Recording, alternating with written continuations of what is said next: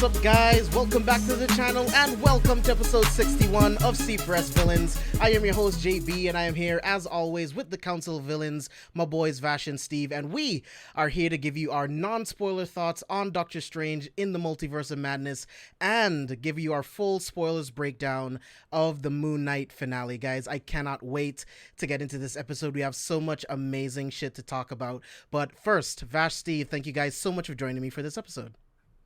Man, it's a pleasure to always be here. It's nice that I'm not going to be able to miss a show no more since I started my full-time job, those 40 hours a week and nice pay. Still working in production world, still working in the entertainment industry world. So I got to be blessed. I started my first full week and done with the first full week. So I'm blessed to be here and glad to not miss no more shows on this, date night, stuff like that, vacation-wise. But no more saying that, oh, work here, work this. No, I'm here every single Friday. And in a few minutes, in another announcement. But things are looking good. Can't wait. Yes, sir. Steve. Man, I'm happy to be here again, talking about some things and then, having to filter myself for that first half. But I'm ready to talk about Moon Knight, though, man. It was a good week. It was a really good week for us. Yeah, really good week. We got the first trailer for Green Lantern Beware My Power, which is the John Stewart Green Lantern origin story. So that's really fucking cool that we got a trailer for that. Obviously, the Moon Knight finale and Multiverse of Madness all dropped this week. So great time to be a comic book fan. So let's get into our announcements. So first announcement, I'm going to toss it off to Vash for some Anime Lately news. Yes, for those that watch Anime Lately, brand, the podcast, and everything else for Shona Ronan. For first news, first announcement, Anime Podcast will be moving to Wednesdays, 9 p.m. EST. That is the official time slot from here on forward. I didn't get the chance to make the official announcement on Twitter side, but you guys are hearing it here first, here watching. So Anime Podcast will be moving Wednesday. I think the first day is the 11th. I'm correct, on Wednesday. The 11th, yes, the 11th of that May, 9 p.m. EST. Moving forward is right now the official time slot. No more 10, no more 10:30, 11 late night shows. It's 9 p.m. EST from now on. And for Shonen Ronin, there has not been a confirmed. It was, for this weekend is Mother's Day, so there's now no confirmation if it's this Sunday afternoon or we're gonna do it that Monday evening. So stay tuned for Twitter side to give you the official announcement for those that watch the Shonen Ronin show. But Anime Podcast will be starting Wednesday 9 p.m. ST. And for this Wednesday show, we'll be reviewing the Bubble movie that came out on Netflix. Yeah, I am very excited personally for the switch to Wednesday. Just kind of gives us, just a little bit more of a break because we usually stream shows Thursday night, Friday night, and then the guys at Anime Lately do Shonen Ronin on Sunday. So if we're going live on Wednesdays, that frees up Thursdays. We can have a break, go to the movies, opening night. Yeah. I got to see Multiverse of Madness yesterday. So it's going to be really fun. I love doing the Anime Lately podcast, and we're going to have a lot of fun with this new schedule and the new time. And plus, to add to that, it gives myself and James that just brought up that we want to watch and review a movie that comes out that Thursday night. Me and him could come home, review it, and then James could put it out on that Friday or Saturday or Sunday, or wherever he sees fit. Because, me and James have a goal to review more films. And there's the summer season, the blockbuster season that's coming and approaching because it started already. Because for those that don't know, it used to start in June and July many years ago. Now it starts early as April to May. So yes. right now we are getting to the juicy season of great movies. So stay tuned for a lot of movie reviews that will be myself or James or both of us in the future. Yeah, man. Second announcement. So the You've Got to See This podcast put out a new episode of the Recast Cast, where they recast the entire team of X-Men 2000. So they picked a new Professor X, a new Magneto, using all like young actors from today. So it was a really, really fun episode. Find it on the You've Got to See This feed. Really, really fun episode. You should find out some of the picks that they picked for like Rogue and like Magneto. Really cool picks. So definitely check it out. Go to carefulforspoilers.com and you'll be able to find the podcast link to You've Got to See This, and you'll find it right there. It's gonna again, a really, really good episode. But yeah, got a lot of great stuff coming for you guys. So let's get into the news. So first piece of news that I wanted to talk about was the Green Lantern Beware My Power trailer. Now, I didn't know anything about this movie. I kind of just opened up Twitter and there was the trailer. I was like, oh shit, there's a new animated movie with Green Lantern and it's Jon Stewart, my personal favorite Green Lantern. I love Hal Jordan, all respect to him, but my favorite is Jon Stewart. So I was honestly blown away by this trailer. It looks really inspiring and I can't wait to see the film. So Steve, starting with you, like what were your thoughts when you found out about it and when you saw the trailer for the first time? When I was the same way. I had no idea that it was coming out. We all watched the DC Day, and I don't think they mentioned it at all. Like it's just they just dropped it on us, and then boom, so it just came or whatever. And I was really really thoroughly excited about it just because of the fact that it was something different with DC. It wasn't the same Batman, Wonder Woman, Superman, and even really lately we're getting a lot of Flash content. So we're us getting a Green Lantern, and then not with it not being Hal Jordan, it's Jon Stewart. It's somebody, you know what I'm saying, somebody, a person of color, my black person, really, something that I can look forward to. It's just something that I can relate to. I was really excited about it, and I'm thrilled. I can't wait. I can't wait for this to come out. Yeah, man. Vash, what about you? So, being a co-host and everything, I have not seen the trailer, and I saw the trailer while you guys were talking. So, it shows how ready I am for the show.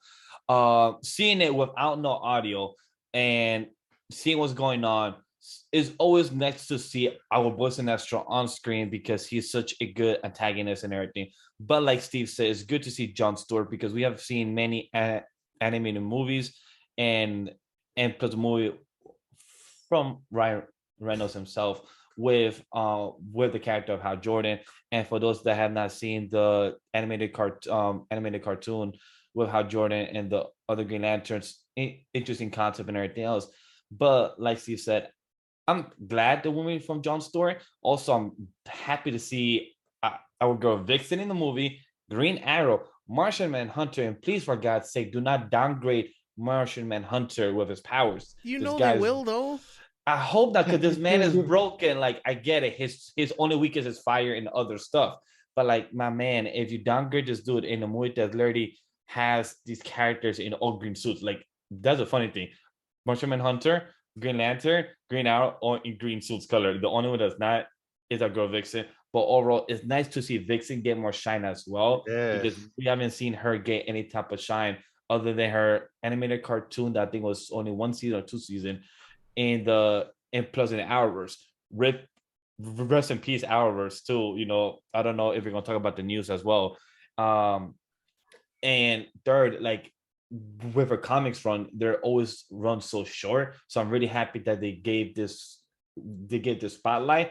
But my question is, like, Warner Bros., why did you not market this at all? Like, this literally came out on your day. Why did you not market? This is literally your shit. Why didn't you not market this? Yeah, because he's a minority.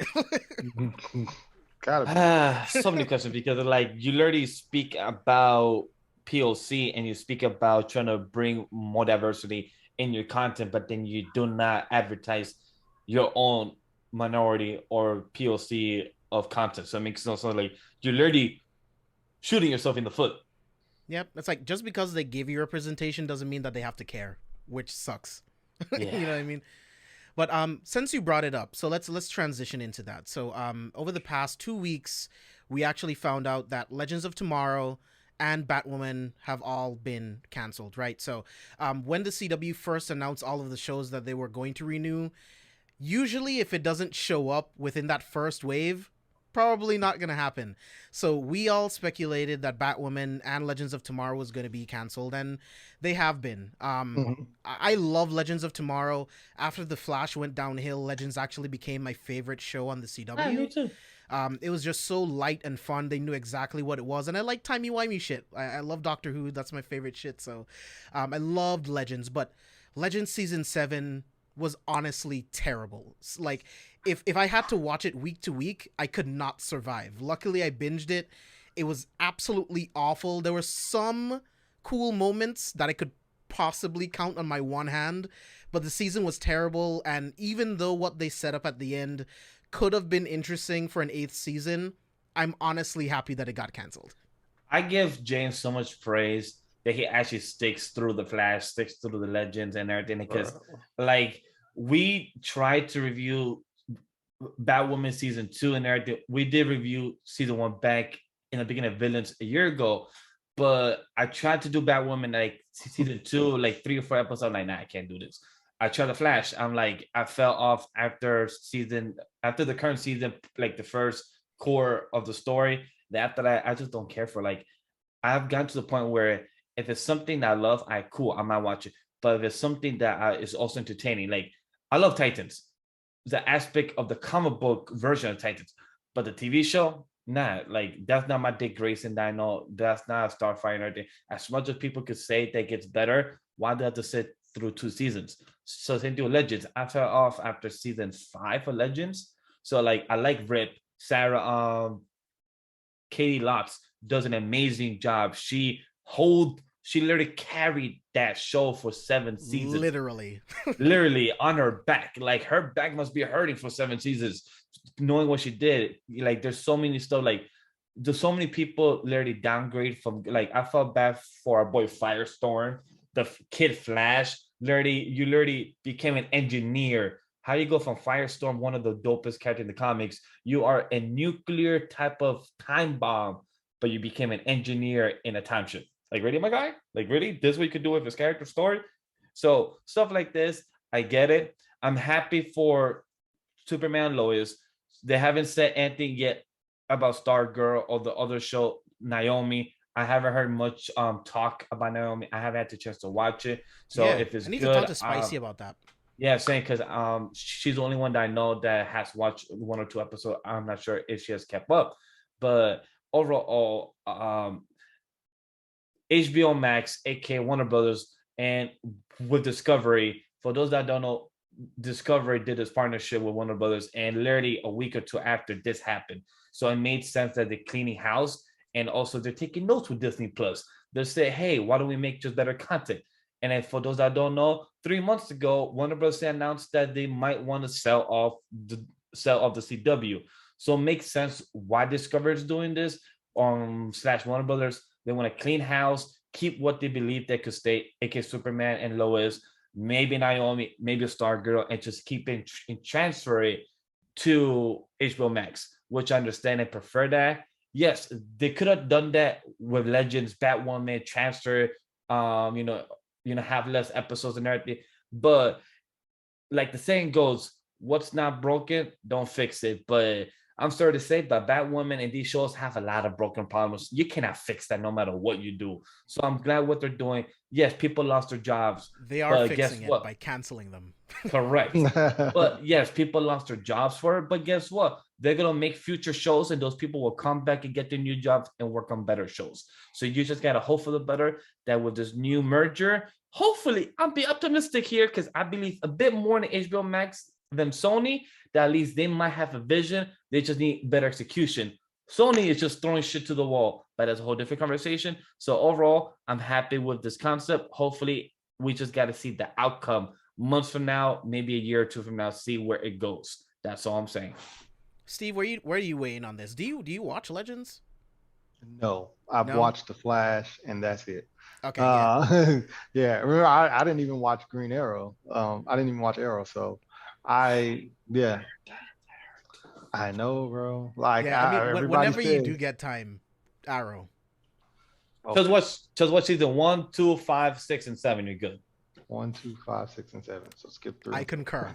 Okay, I bet. concur. Because yeah, I was watching The Flash, and then after the cicada thing, everything else was kind of just like, Dude, oof. Cicada sucked, bro. Girl, Nora, and oh my God, it Mm-mm. got bad.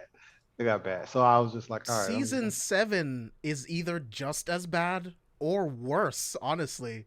because I wasn't that the one where y'all were like, oh, you gotta watch season 7. Oh no. I mean, Oh no, watch it. season 8. Yeah, I mean, watch it if you want to laugh at it. Which one was it where you was like, get caught up so we can talk about it? I Was mean, that because the Season 7. Armageddon, so the Armageddon crossover was good at the beginning of the season, but then it went downhill again. Like season 7 sucks. Like it's real bad. oh, see, and that's I don't know. Just get my Barry Allen out of there and make him the real Flash in the DCU, and let's just move forward. Yeah, it won't happen, but we can dream. And Kendall, dude, yeah, 3 and 4, no pain, indeed, my friend. Dude, Arrow season 3 and 4, it's real rough. Like they were like, you know what? All of this shit was really good, so we're gonna throw it out the fucking window, and all we're gonna care about is the relationship between Olive and Felicity. They're gonna break up like 8 times. They're gonna get married. She's gonna like, well, they're gonna get engaged, and then she's gonna literally walk away from him. We're gonna ruin Ra's al Ghul and the League of Shadows. We're just gonna destroy the show and destroy everything. That's what seasons Oh, 3 and 4 is. They ruin everything in those seasons, but they rally really well in 5, 6, and 7. As a matter of fact, I think 5 might actually be my favorite. Like fair 1 enough. and 2 are really good, but Prometheus is the The best thing villain is, they've had on that show. but He's things you cannot amazing. have 5 without 1 and 2 because the build up of with Of the course, history of of course. Prometheus because 1 2. So like I put 1 because that's literally the establishment, and then 5, then 2. Okay. I'm gonna watch this. I'll eventually watch. I gotta find out when I'm gonna get some free time because I'm playing these show for shows and read for reads bets and things like that. So I gotta find time to get Time it. management, Steve. Time management. Yeah, Balance the you're too life. busy. All these podcasts, like all of the other shit that you Bro, do. Like, binging writing 3 stories at once. Like it's a lot. It's a lot. so let's move on to our next piece of news. So Marvel's The Avengers turned 10 years old on May 4th. Feel old yet? Wow. The first Avengers movie is now 10 years old.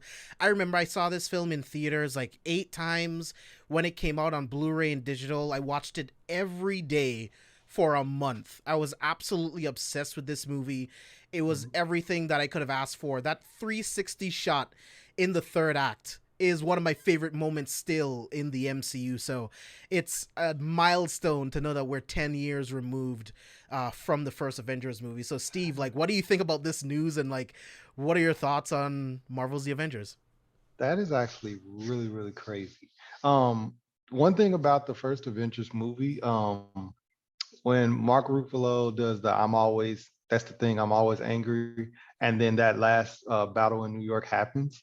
I would, after I watched it a few times, obviously, my kids was always like, "Can we watch the Avengers?" But when they say that, they mean skip to this part when he says, "I'm always angry," and they'll watch that rest of the Avengers for the rest of the way. And I watched that part to a point where I kind of like got that down to a science.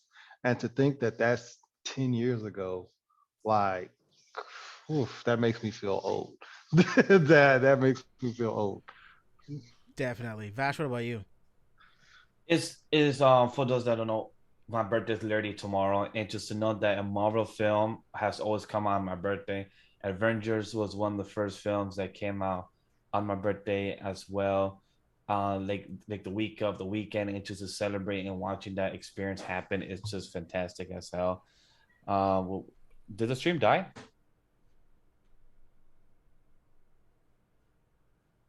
Or is it, or we still alive? Sorry, it's just if it looked like because it's all black on my side, YouTube side. Oh, so hey, never mind, we look good. Yeah, We're it's still it's alive. back up on Twitch. Yeah, and it's back on YouTube. My apologies Cool. about that. Yeah, sorry about that, guys. Rob, we're all good. We're all good. We're back on. So not Kendall. It was us too. But back to what I was saying. So just to see the Avengers film, I'm planning to watch it after this to show again, just to relive that experience of those 10 years ago, and it just shows the accomplishment of what they do. Like, plan. Don't just say you're gonna make 7 films without planning it.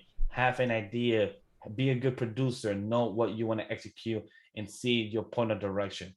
Don't just shoot stuff to the end of the screen and see what's gonna happen and occur. So at the end of the day, enjoy. Yeah, man, it's crazy that film literally changed everything in cinema. Like comic book movies were never the same after the first Avengers movie, so it Because was it definitely an worked. experience. That was the thing that really was crazy because it worked.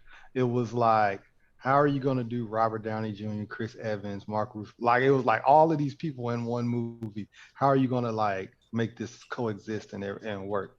And it was like clockwork. It worked. Like everybody fit in. Nobody was bigger than the script. Like which is something that we preach all the time with Marvel.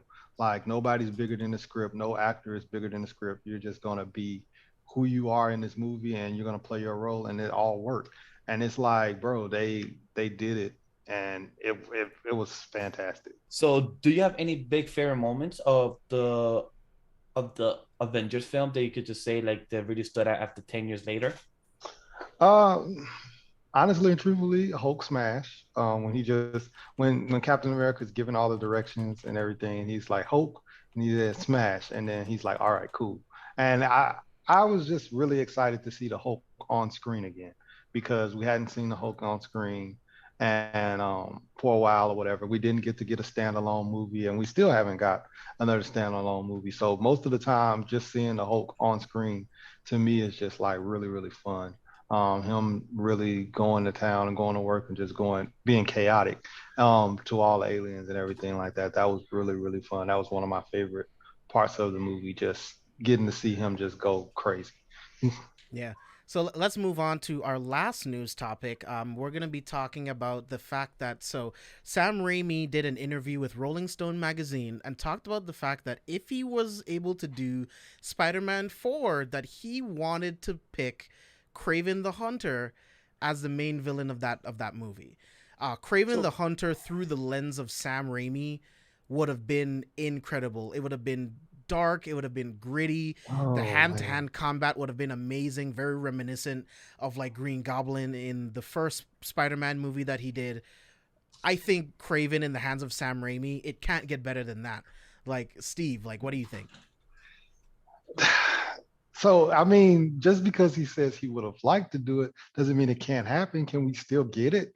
Like it's just and then just the thinking of that it could be Aaron Taylor, it could have been Aaron Taylor Johnson in that freaking role as Craven the Hunter in a Sam Raimi Spider-Man film, that would have been amazing. But I mean, obviously he was Quicksilver too, so you probably can't make them work like that, or you can get away with it. You know, nobody will know. the Um, multiverse. oh yeah, the multiverse. You could definitely do that. But like, I would have loved to see that, and I still would like to see that if they can find a way to axe that Sony project and then just let Sam Raimi have Craven the Hunter instead of, what I'm saying? Because he might feel like he can't do a Craven the Hunter now since Craven the Hunter movie is coming out for Sony. But if they could axe that project, nobody needs to see that. We don't want to see it, Sony. Just let it go. Just let the MCU have it, and let Sam Raimi get Craven the Hunter. I would love to see that. Love to see that. For me, it's just that I really wonder when we hear these directors and when we hear these people that say, I wish could have done this. This was not planned from my original idea from 10, 5, 20 years ago. So like not that I'm saying I'm not excited hearing this news from him, but to find out like are these information actually useful in today's time where do we really need to hear this information? Like that's my type of opinion. Like, okay, Craven, dope. But like, is it still possible? Like, is Sony willing to make it Toby and everything, or like, or is he just throwing like a dot to the wall and see if Sony might be like, hey, Sam Raimi, we heard what you said, let's talk. So it's like I don't know how always these type of lies from this article, how are they always that useful? If that makes sense, James, I don't know, right? Yeah, man. I mean, it's just it hurts my heart to think that we could have gotten a Craven the Hunter with Sam Raimi because I have zero faith in this Kraven the Hunter movie that Sony's making currently, like, I have zero faith in this at all. I think they're gonna go in the absolute like wrong direction. I think, and don't, I mean, fuck it, yeah, quote me. I think they might do something stupid to where he's like telepathic with animals, and much like in Morbius, where he controls the bats, Kraven will be able to control lions and shit. And that's how he defeats whoever the antagonist is. It's gonna be fucking bullshit. But Abe has finally joined us. He was streaming for a bit and finally came to join us all here. Abe, what's good, bro? I think he's still trying. Not on yet. Getting connected. Yeah, he's still probably just set up his mic and everything. All right, bet. Bro, but yeah, so now it makes you think, who can they pull to be the villain for the next Spider-Man film? Because you don't want to do Kraven the Hunter. Thank God we're not going to get El Muerto.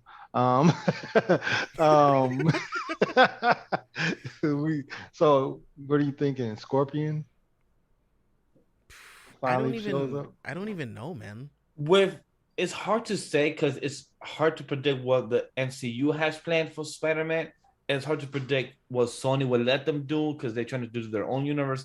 So honestly, as much as that, I would like to see Scorpion or some type of, or the kangaroo French dude, the Hobbs, like, some crazy cool type of things on screen. I wouldn't mind if they got Tombstone. I wouldn't mind that at all. I wouldn't mind what's his fucking name? I'm gonna Clay from Sons of Anarchy. Help me out. I can't remember his name right now. He's Hellboy. Shit. What's his Ron name? Perlman. Ron Perlman. I wouldn't mind if they did Ron Perlman as Tombstone. I mean, he might be too old though. I mean, biker. Ron Perlman is definitely too old. A biker Tombstone is just a freaking. Or like Rob. Rob said El Muerto. No. Stop. No. Right, Bad Bunny. Ron Perlman is 72 right now, bro. Sam Jackson is 76.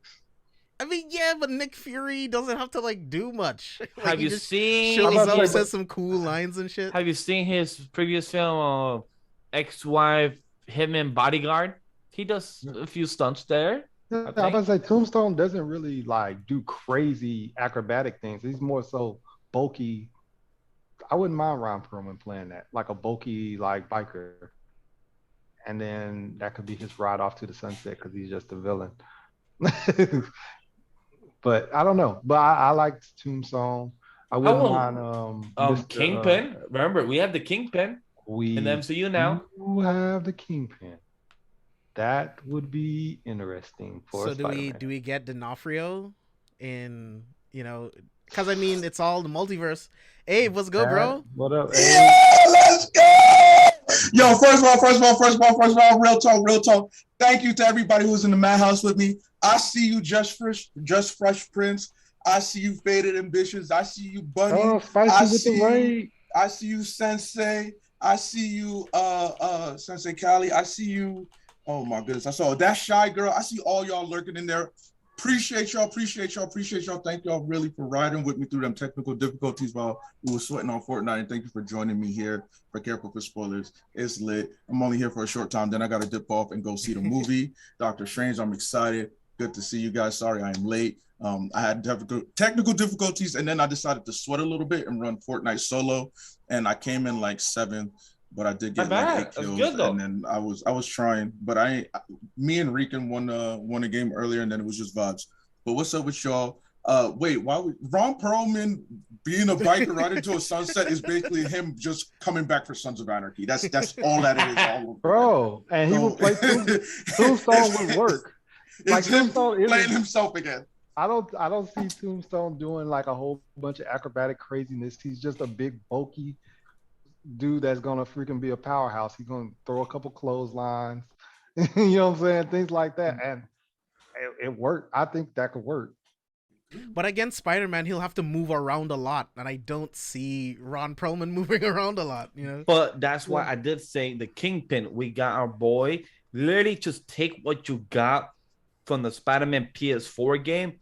literally adapt that in live action of the MCU, you literally got a good storyline with the Kingpin, and maybe down the line in the Spider-Man 5 or 6 movie, you could incorporate the Negative Man, stuff like that. That's like what I was you just could about to say, Mr. Negative. That would be yeah, like, and then you could bring Miles, and like in the 5th or 6th film, and then start a new trilogy with Miles. Like you can literally do a lot of things, but you know, having Sony part of that, I don't know what the. It's hard to say what the hell Sony is doing, but at the end of the day, I'm like, yo, I'm just being optimistic of what's possibility with their work and projects.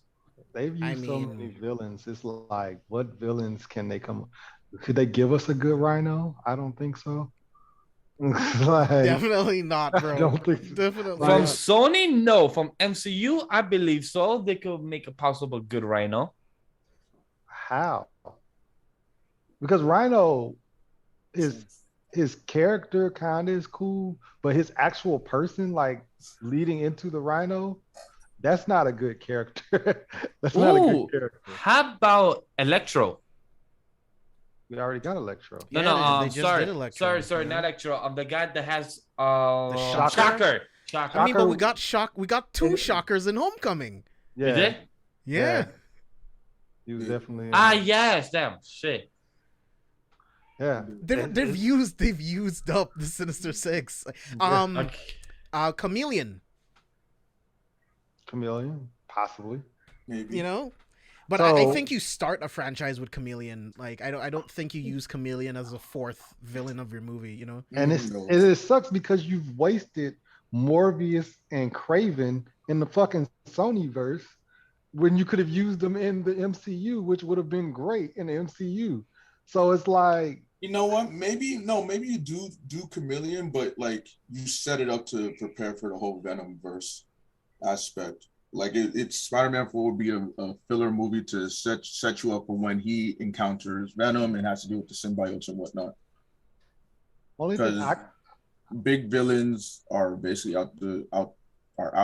Can't even do Sinister Six really because of all the messiness that they did with Morbius, and then now they're doing Craven. So it's like, all right, that's not really cohesive.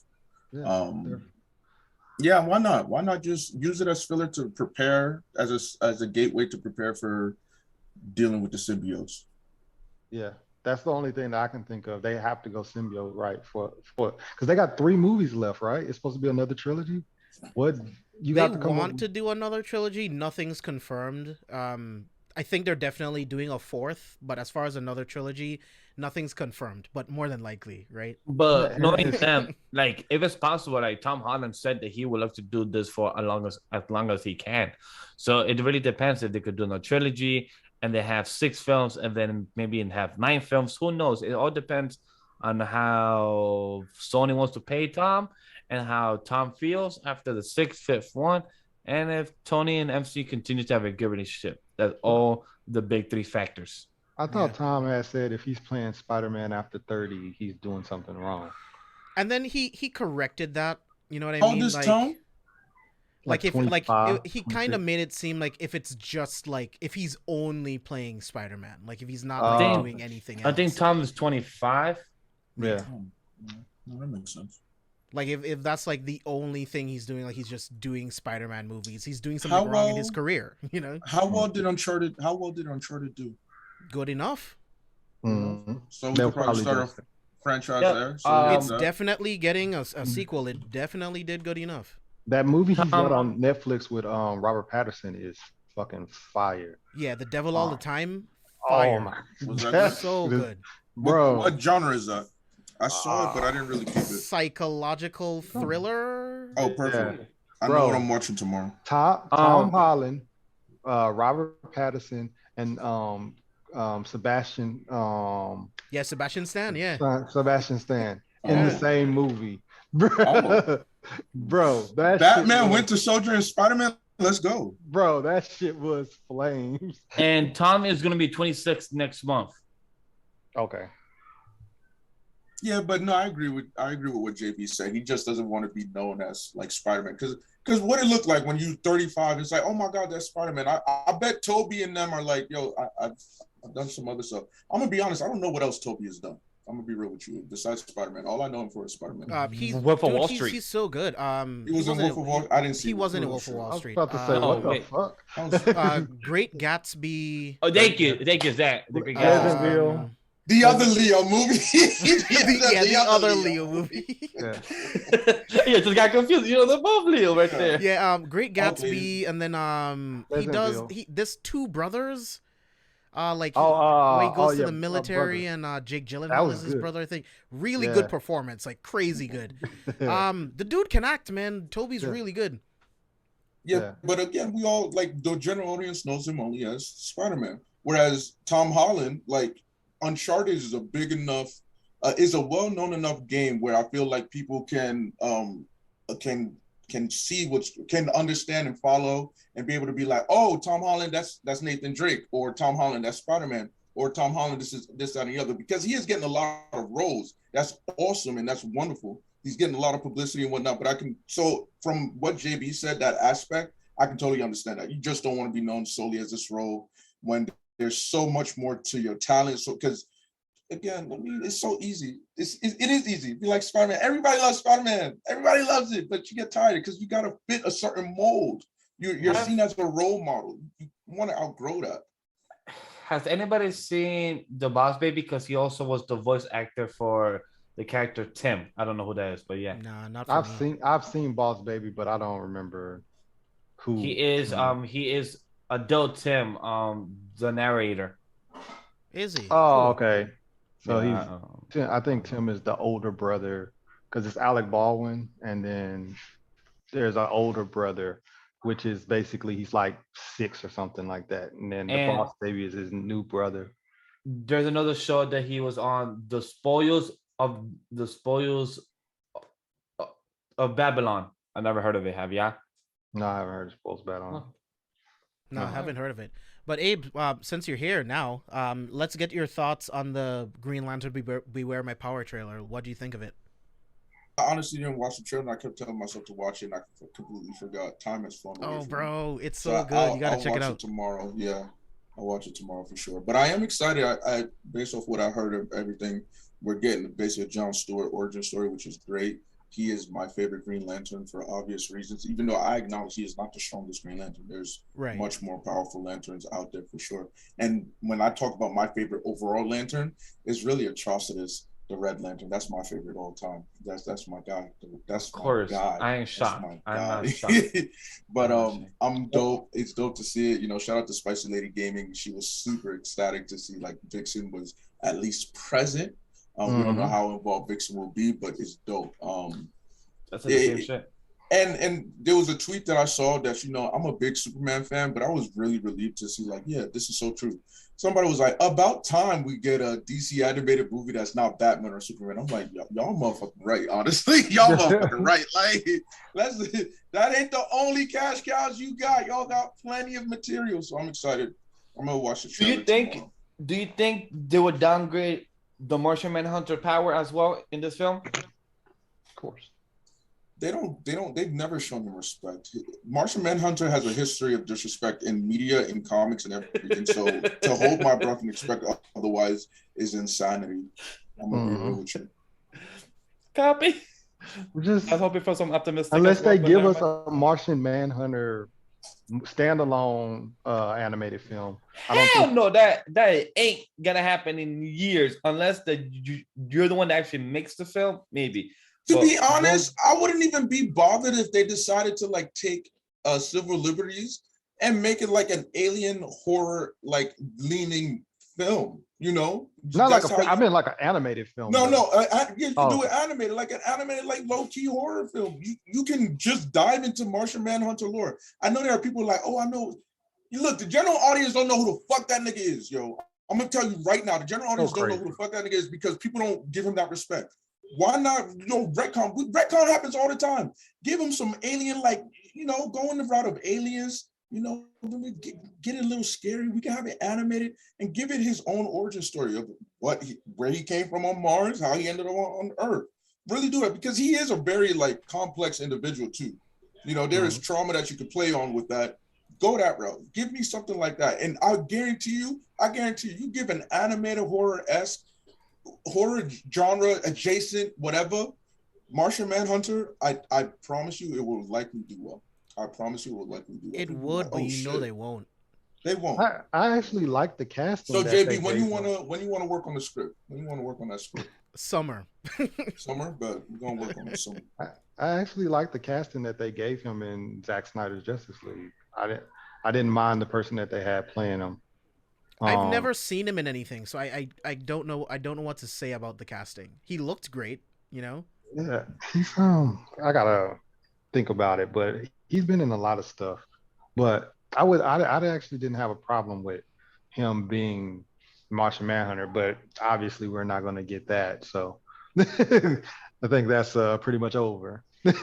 But yeah, man, I would love to see like a Martian Manhunter like animated. That way you can really dive into him and not hold back and let him really go crazy. If you do a standalone animated film or do one just about him. Yeah. Abe, another thing that I wanted to get your thoughts on before we move on is Ooh, Sam real Raimi quick, was shout out to Giggles Love. I see you in the chat. I appreciate all the patrons of the Madhouse. I appreciate y'all showing love, yo. Y'all mean a lot to me. I fuck with y'all. I see you, Giggles. I hate you and I love you at the same time. I love you mostly, but I hate you because of your Sims. I'm anti-Sims because of her. But yes, what is your question? So I just wanted to know, like, so Sam Raimi was doing an interview with Rolling Stone magazine, and he was talking about I was the listening fact that while I was he setting wanted up. to he wanted to use Kraven the Hunter if he got to do Spider-Man 4. So what are your thoughts on that? Like, how do you feel about like Kraven through the lens of Raimi? Part of me is not excited about it because we have to consider, we have to take some hypotheticals into account, such as Spider-Man 3 wasn't good for certain reason, but rumor was that, he felt rushed and whatnot, so he kind of gave him fan service. It wasn't really the true vision that he wanted. So I don't know what his true vision would have been, but Spider-Man 3 didn't leave the best taste in my mouth. So I don't know how optimistic I would have been about Spider-Man 4. I'm gonna be real with y'all, especially back then.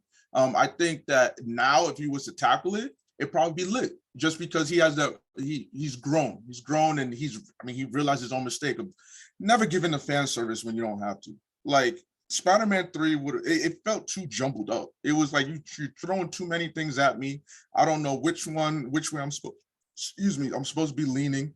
People have their critiques about like Toby and Black and whatnot, and it's like, it had some funny moments, but I don't know. I wouldn't have been too optimistic about it. But again, if he was to do it now, especially once I watch Doctor Strange and see how he tackled that aspect of horror and psychological like mess because of Scarlet Witch, because of Wanda, I might be like, like Steve said, it's not too late. It's not too late. Like Vash said, boom, let's hit him with it's the multiverse. We could do another version. I'd be down. But right now, Spider-Man 3 is still leave a very sour taste in my mouth.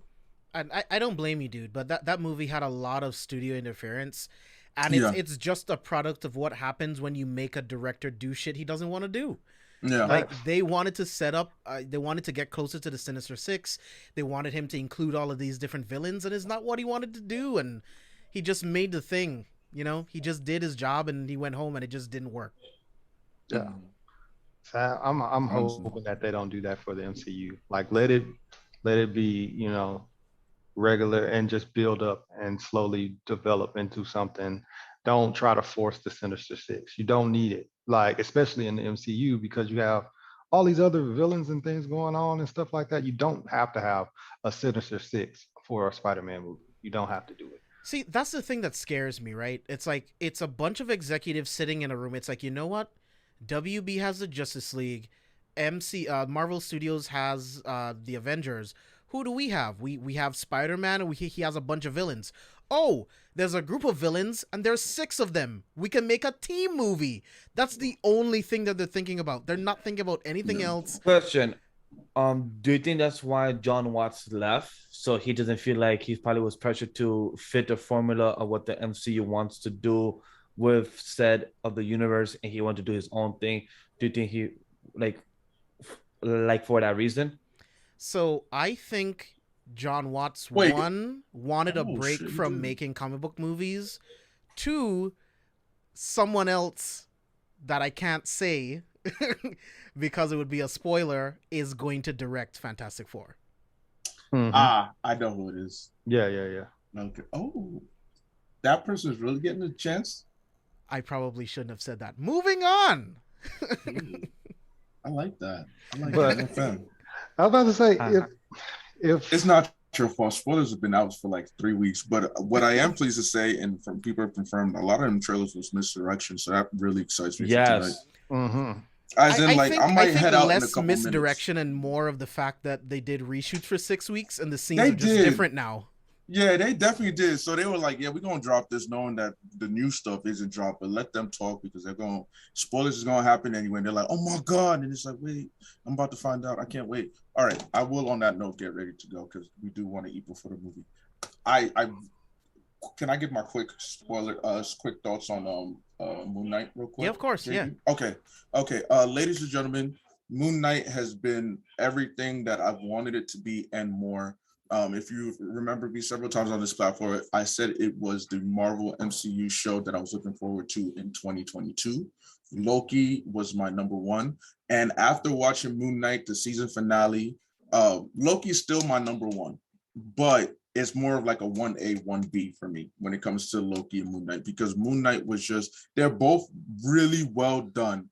When I look at Loki, I see it as like, yo, this is just all the lore it gave, all the avenues it opened up, all the cameos. I mean, not the cameos, but all the Easter eggs, and especially, ironically, they share the same similarity. But like I said, Loki looking into a mirror of himself, and how while we grew up with the character over the entire phase 1 through 3. Now we're kind of retconning him before our eyes in a way that is much more personable, a way that is much more meaningful, because we just saw him in movies, so you can't give him too much shine. They gave him more than enough shine to make him a favorite for sure, but the show did a great job of really diving into him. But Oscar fucking killed this shit, bro. He has to get an award for this shit, because when it comes to individual acting in these Marvel shows, the Disney Plus MCU shows, Oscar is number one. He killed it. He's beating out Tom Hiddleston. He's beating out Elizabeth Olsen. He's beating out Sebastian Shaw. He's beating out Anthony Mackie in terms of just best overall fucking performance. Every episode has been A1 from Oscar, and that's why it's 1B. It's 1B for that reason, not number 2, but 1B. Get it right. I love y'all. Appreciate y'all. Again, can I do one more last thing? I'm so sorry. I'm hijacking. This is what I do. I do want to just take the time out to give personal shout out, because I want people to know that I do appreciate it and I do see them. So Digital Prime, thank you very much. Giggles Love, thank you. Guardians of Una, thank you. Just Prince Fresh, thank you. Karma Kills, thank you. Pixelated Cake, I hate you, but I love you, but thank you. Myself, of course. Quakey, Bunny, I appreciate you. And then the King 86, I appreciate you. And that Shy Girl, I appreciate you. Y'all are so fucking dope. Thank you again for rocking with me. I saw a couple new follows on the channel. Appreciate y'all. We're trying to get this channel up to affiliate status. There's so much that JB and the team has planned for this channel. Like I said, you're going to see me probably in the next coming weeks gaming on this channel. Very soon, actually. Just waiting on an external hard drive. Thank you so much. I don't mean to hijack this anymore. I'm out. All right. You good, bro. Enjoy the movie, man. Enjoy the film, man. Can't wait to talk about it with you. You don't need to see the last credit scene, just saying. Yeah, you do. After. Yeah, need to, maybe not. You absolutely it was pretty funny though. It's the best part. But now that Abe's gone, he's on his way to go see Doctor Strange in the Multiverse of Madness. It is now time for us to give you our non-spoiler thoughts on Doctor Strange in the Multiverse of Madness. This film was absolutely fucking incredible, but I'm going to toss it off to Vash to go first and give his non-spoiler thoughts. I'm about to say, you better give it to me first, so that like the most person that might spoil should go first. So I'm gonna do this the best way possible because I gave you first. No bashing, and honestly, I would say this film exceeded expectation, but also disappointed in expectation. But of my own, of what I would have liked to see, for people that have not liked the film because they had overhyped themselves for what they believe in, what they wanted, that's your fault for wanting the film of what you believe. but this film was true to the purpose from the beginning of the film of what you saw from the message that Stephen Strange has been asking himself throughout by the beginning of the film and by the end of the film. And for that purpose, this was a more of a character progression and a character type of development for his character. And that's what I love, because for those that have known about My Hero Academia as well, I will say, who protect the heroes that are protecting the people. And that's a beautiful comparison to this film without any way to spoil the beautiful message of what it is. And the visuals, the score, Danny Elfman did a fantastic job with this of scoring this film. The visual effects, the slow motion, the shots in this film were fantastic. The one thing that I give huge props to Sam Raimi that I did not expect Marvel to give him free reins for what he did in this film. As James knows, I'm not a horror person. There were times where I literally was jump scared, and I'm like, "Oh shit, Sam! Okay, cool. This what you doing?" Boy, got my hands sweaty. I'm like, "Oh shit, damn." One thing I would say, if you like The Ring, you will like a scene in this film that reminds you of The Ring. That got me like, "Oh, Sam, I see what you're doing there." Nice little nod.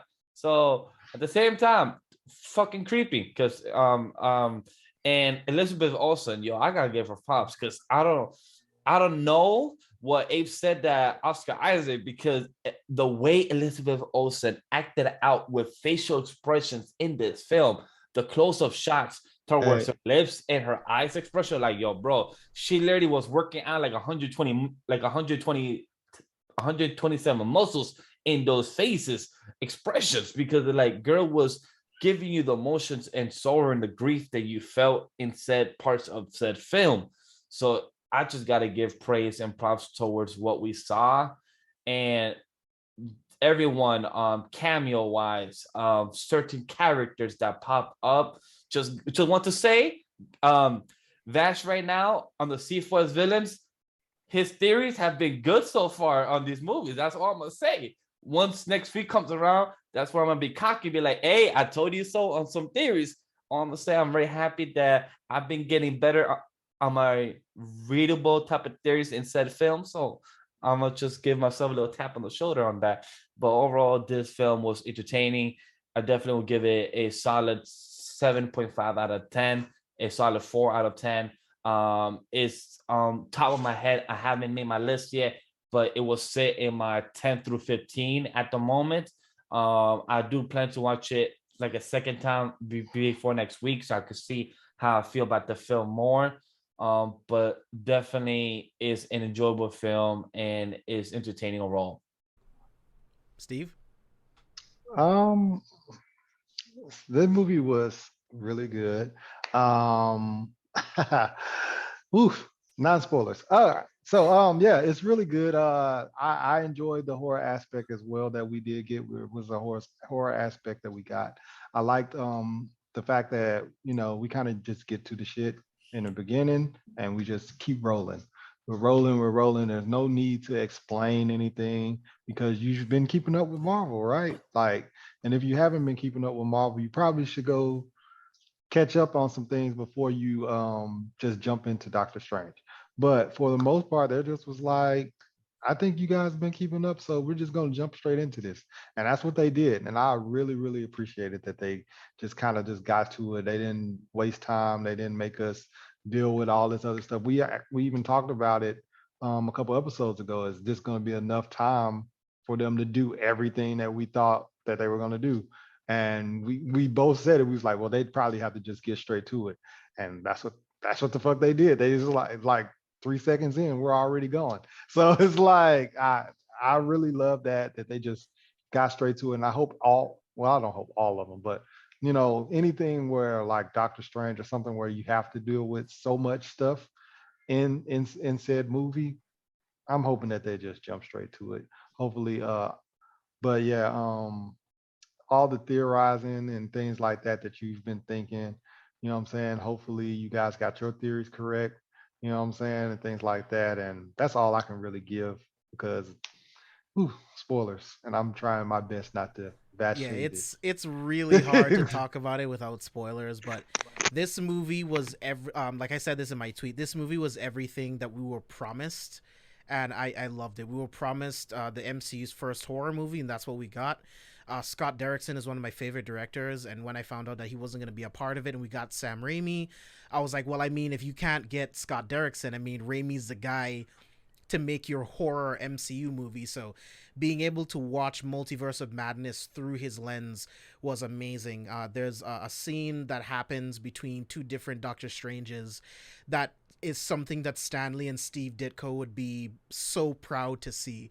It was one of my favorite moments in the film. It's filled with amazing cameos, incredible Easter eggs. Blink and you will miss so many different things. There's so many crazy name drops. There's a lot of crazy shit that happens in this movie, and I think it lives up to the title of Multiverse of Madness, and it only gets crazier from here. It's only because of the doors that it's opening, right? Because I mean, like, we literally saw them go through. I don't even know how many universes we saw them fly through in this movie. So No. It's just like this is I just can't- like I can't wait for us to have a full conversation because I can't wait for us to dive in. But like James said, like I feel like I did great in my non-spoiler section, but I don't want to talk too much before I slip anything in there. So I'm gonna just stay. But James, back to you. Benedict Cumberbatch continues to prove why he was the perfect choice to be Doctor Strange. He truly understands this character, and he just continues to bring more like levels to this character. Elizabeth Olsen steals every scene that she's in this movie. Her character is filled with so much depth. She has to carry so much. And her acting, it's almost like she's in a completely different movie. I'm nominating her for a Best Supporting Actress nomination right fucking now. Okay. She won't get it, but I'm nominating her right now. This film was incredible in my mind.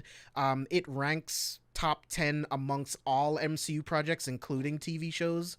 Like, I think there is something in here for every kind of like Marvel comic book fan. Like, this movie just hits on all cylinders for me.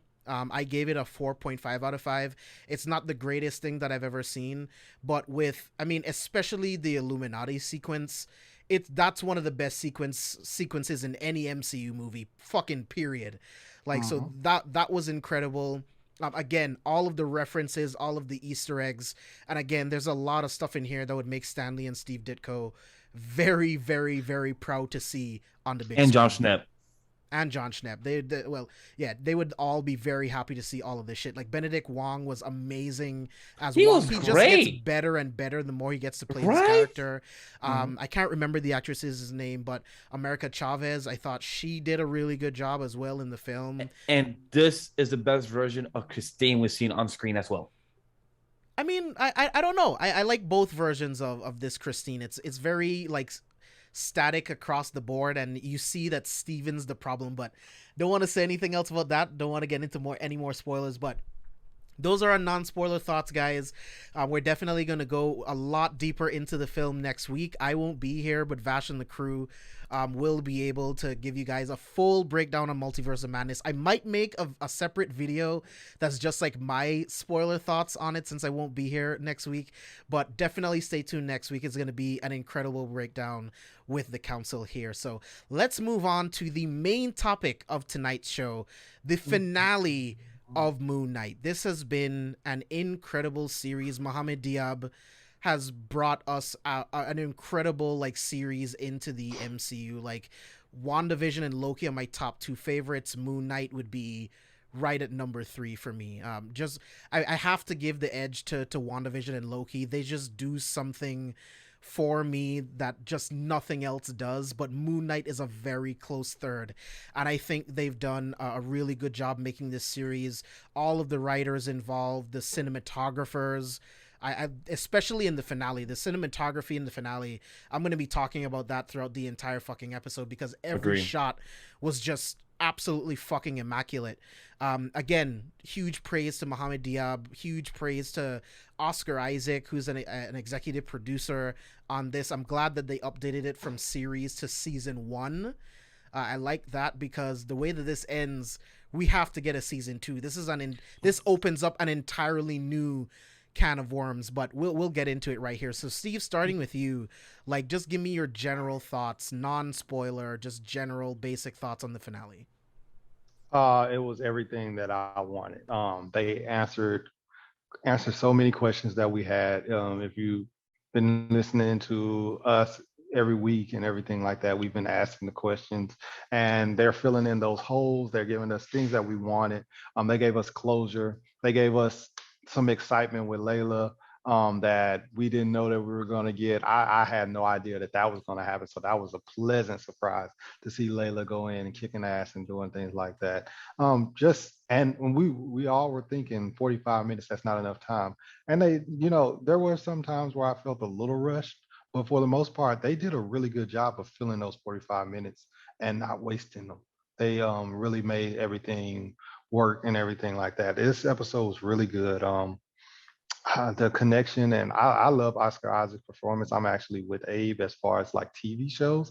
Now, Elizabeth Olsen in this Doctor Strange movie, that's different. That's a movie. It's not TV shows, but as far as TV shows, I got to give it to Oscar Isaac as well. So far, I feel like he's given the best performance TV shows wise. It's just, this show was really, the acting across the board, because Ethan Hawke also was phenomenal in this. I'm just really, I'm really happy that we got this. This slid right underneath Loki for me. So Loki's number one for me. Moon Knight is number two, and then I think I had WandaVision 3. So yeah. Yeah, man. I gotta give it to Elizabeth Olsen, number one for WandaVision as far as acting, and then Oscar Isaac is like right there. But it's just like, just looking back at some of those episodes and just looking at like all of like the emotional roller coaster that she has to go through from the first episode to the last, it's next level, dude. Like, Oscar Isaac is incredible. Oscar Isaac might actually lost to Jonathan Majors, even though he was only in that one episode. His performance, he might have actually been my number one actor of all of the show, but that's a different story. Vash, what about you? Let me get your general thoughts on the finale. So my general thoughts, since everyone gave kind of the quick type of ranking out of the current shows, my quick ranking is Loki, WandaVision, Moon Knight, and Captain America, and wait, is it? Nope. Falcon the Winter Soldier? Falcon Winter Soldier, yeah. Thank you, Falcon Winter Soldier, and then Hawkeye and What If and everything. But Moon Knight, Oscar Isaac, one thing is amazing because he's Spanish, and to see an actor like him bring the gravitas of what you could do with the DID of the different personalities, but also you're technically playing a version of yourself, but a different version of yourself, but also talking to yourself, and also know the different lines, and also quick change your dialogue, change your accent at the same time. Like, that's a skill set on its own. And just to know of how you're doing that on point, on screen, the practice, the rehearsal, that's a skill set. So I give props to us guys like in this. And to build the world of what Marvel's doing, their phase 1, phase 2, and phase 3, they was so grounded, and now they're touching the realm of gods, the Egyptian gods, the realm of gods. So to know what they could do, yeah, it's the same type of climatic act of big giant type of CG fights and everything, but the acting, the reasoning, the story behind it is what makes it beautiful and makes it all come together very well and very condensed. Episode 5, I will say currently until this day, that is one of the best written and directed episodes of all of the MCU. Exactly. It's just freaking fantastic. The fun of this show, it just makes it entertaining the week to week, because it always reminds me and makes me laugh when we had our Batman, Chris Conkling, and we review WandaVision week to week. It's Mephisto, it's this. Like, for us, it was like, Jake Lockley is coming up. It did not come up until literally the last 2 minutes or 1 minute of the last I wouldn't episode. say that. Every time that we thought that Jake was in an episode, he was there. He was there, but we didn't see it. Like, but you get what I'm saying. It wasn't made obvious to the audience, but we saw. Yeah, it. But for us that we know of the character, we know that there is a different persona. We knew that he was there until we finally got the confirmation at then, of course. But just to know the execution, just to know of what they did with this character Layla and gave her her own, her own avatar, these type of things. Like I love I love the difference they did with the character Moon Knight, and I feel like they actually elevated his character from the comic book spreads to what they did to his live action type of character. I feel like they did such a fantastic job for it. So for any fans of Moon Knight, or for any fans of comic book, for any fans of Marvel, the MCU, I feel like you would be entertained by this, and I hope you did, or I hope you was to some extent, because I had a great time, and to can't wait to hope to see season two in the future, because I just love what Moon Knight. I'm sorry, the Moon Knight account says stay tuned for the series finale, and then they say delete tweet. 2 seconds later, said stay tuned for the season finale. I'm like, oh, I see what you guys did there. You guys are planning something. You guys said, hey, let's change that up. So just hope to see the next steps of the overall Marvel universe and what could be happening with the character Moon Knight, because the Midnight Suns, they're planting a lot of seeds. The incursions out there could be possibly happening, so you never know what could be said. Yeah, man. Like, there's so much going on in this finale. Like, I love that they made Jake Spanish to honor Oscar Isaac's like heritage. I thought that Yeah. was a really really nice touch. They've done such an incredible job with this entire series, and yeah, episode 5 is by far the best episode of Moon Knight. It is one of the best written episodes, like Vash said, of any of the Disney Plus shows, hands down, fucking period.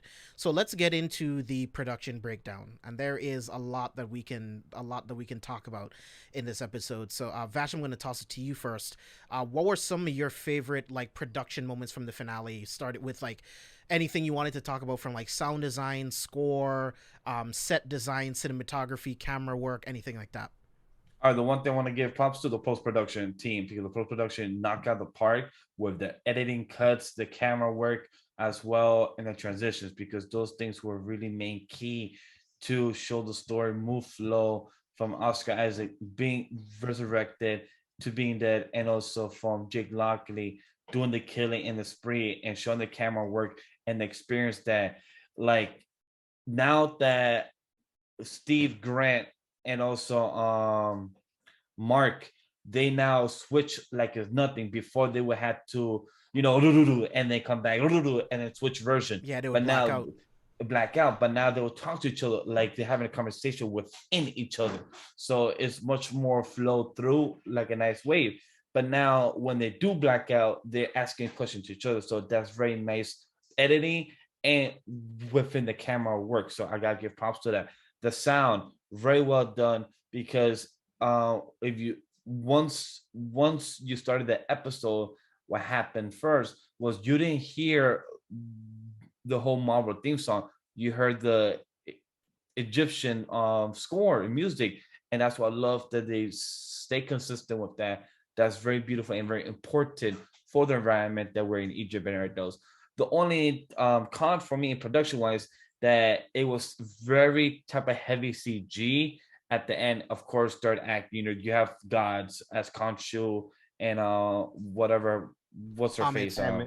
Ahmed, thank you. So very heavy CG and everything. I'm curious to see how they shot that and everything. But next week we're gonna get the Marvel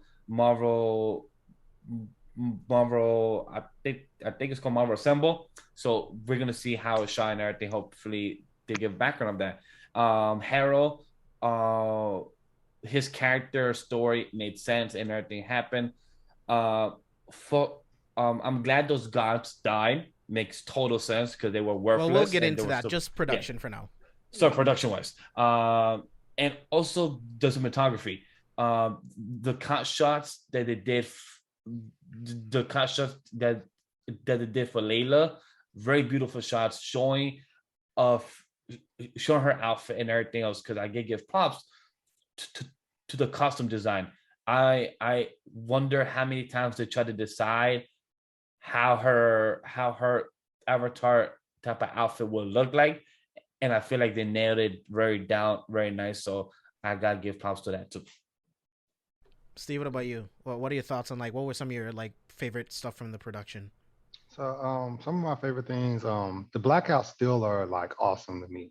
I even since episode one, they still wow me when they happen. Um in this episode, when we have the blackout scene, it's like everything around it is cool. They're fighting, and then the blackout happens, and then everything is destroyed around them. Even like you looking at the set, if you're paying attention to the set, like the neon lights and the signs are like busted. It's like he literally wreaked havoc. And I just was like, yo, that's dope how they fixed that whole production set and everything like that to do stuff like that. I also liked when Steven does the later gators and inside of the hospital, and then he falls back, and then it's like I thought that was really cool, the way that they did that scene. What else was really dope? I also liked inside of the hospital when we see Harrow, and then Jake comes up and he kind of tells the girl like, I got this, I'll do it, but he does it like it's so smooth how he does it. And then he even though it's off screen, he lifts his hand like, so he's clearly touching her face like, I got this, darling. And she kind of is just like, she doesn't stop him and like, who are you? You can't just leave with this patient. It was like he was so smooth, and like she fell right into his, like, his lover boy thing, charm or whatever. And then he just walks off. And I love the fact that even though we didn't see his face, it was just the whole swag that we got of him off screen. And I thought that was really done well as well. I like that as well. Yeah, that was one of my favorites too. Like that was such a good like transition. I thought, like I mentioned before, I thought the VFX were really really good in this episode. Like just watching Conchu and Amit fight each other. I'm bringing up the image right now. Like I think Amit looks incredible. I think the VFX on her were perfect all of the time. I thought it was dope. Just in the beginning when we're back in the tomb with Harrow and his followers, just those big like wide shots of being inside Alexander the Great's tomb. Like I love the cinematography there.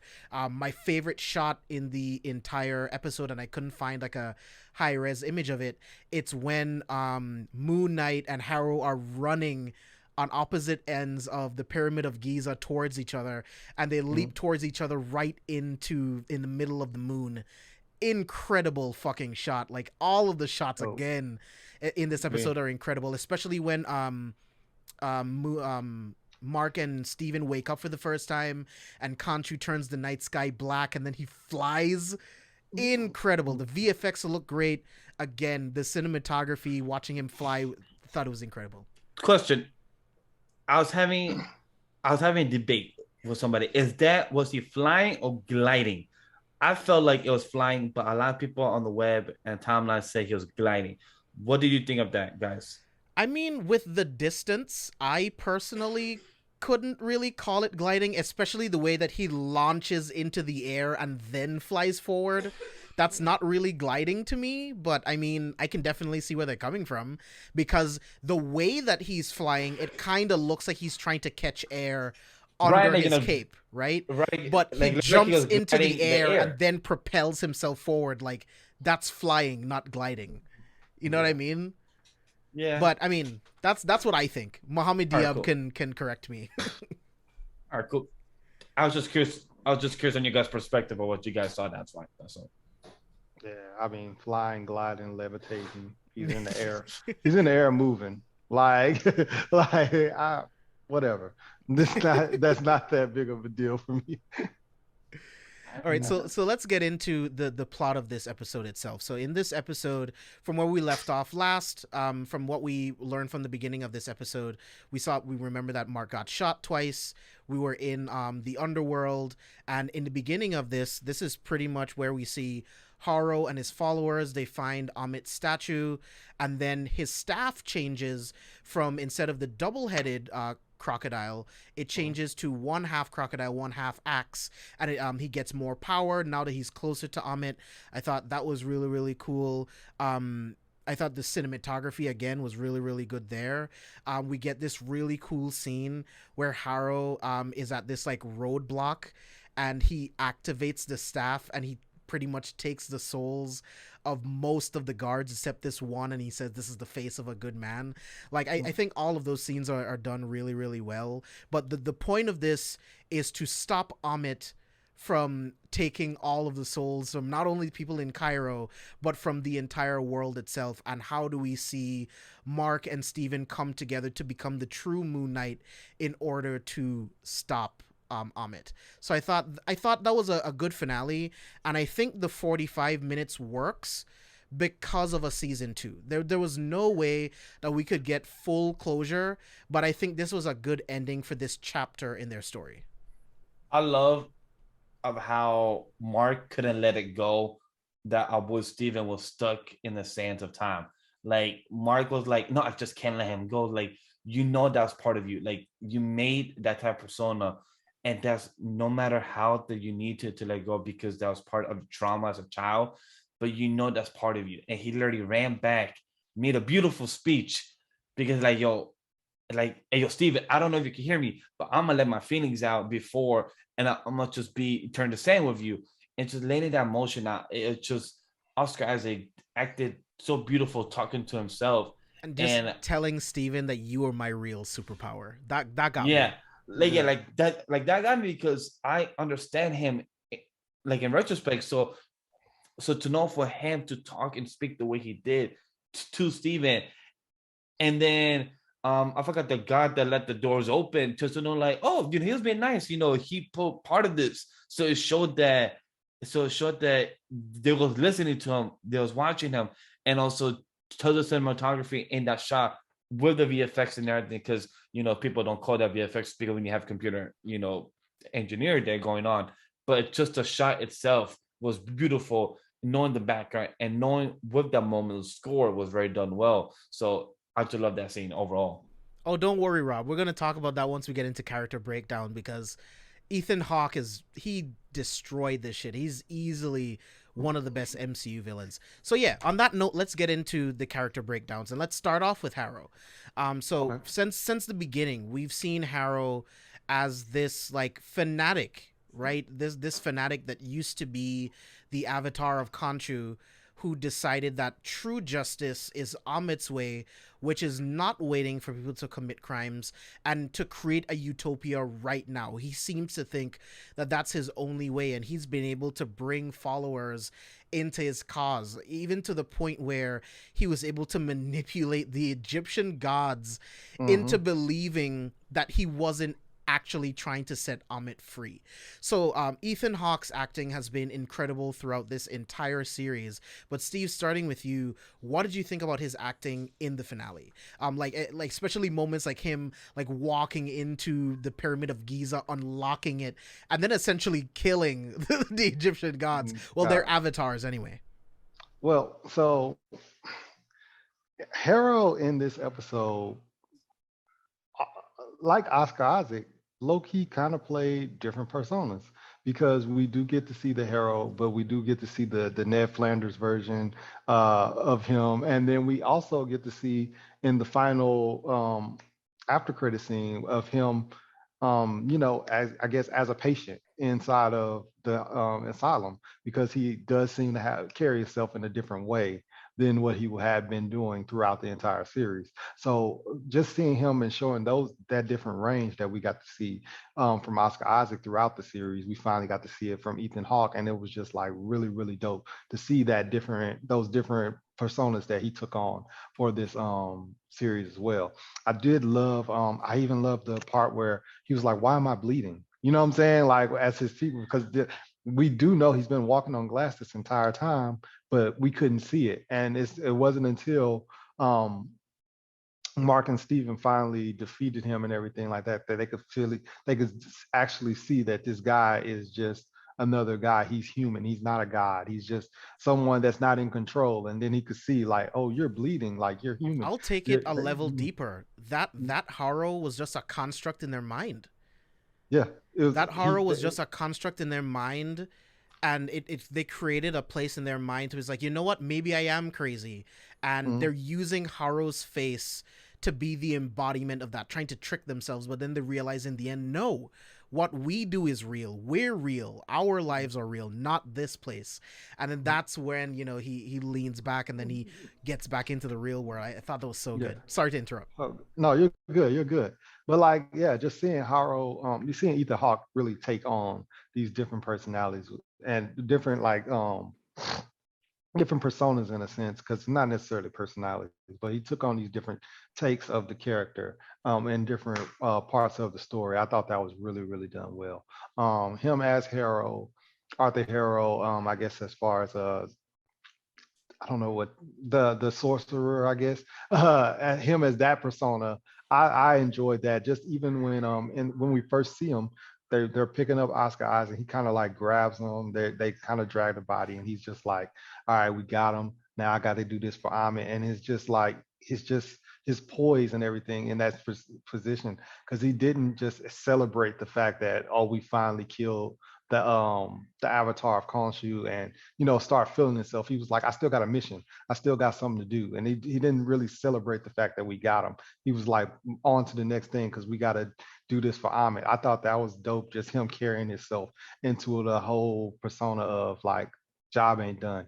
And you know what I'm saying? And he just kept going. I love that about him. I love that as a villain about him. It wasn't like a whole bunch of like, yes, I finally defeated this character. It wasn't like a bunch of like tropey stuff going on with him. It was like, all right, on to the next thing. And then we get to the part where he is taking out all the troops and everything like that, and take their souls and everything to Amit. Even when he tells Amit, I'm not worthy, you know what I'm saying? I'm willing to sacrifice myself. I thought that was really cool. And he was all like, I got people that balance the scales all over, ready to serve you. And it was just like, yo, he's really, really selling this.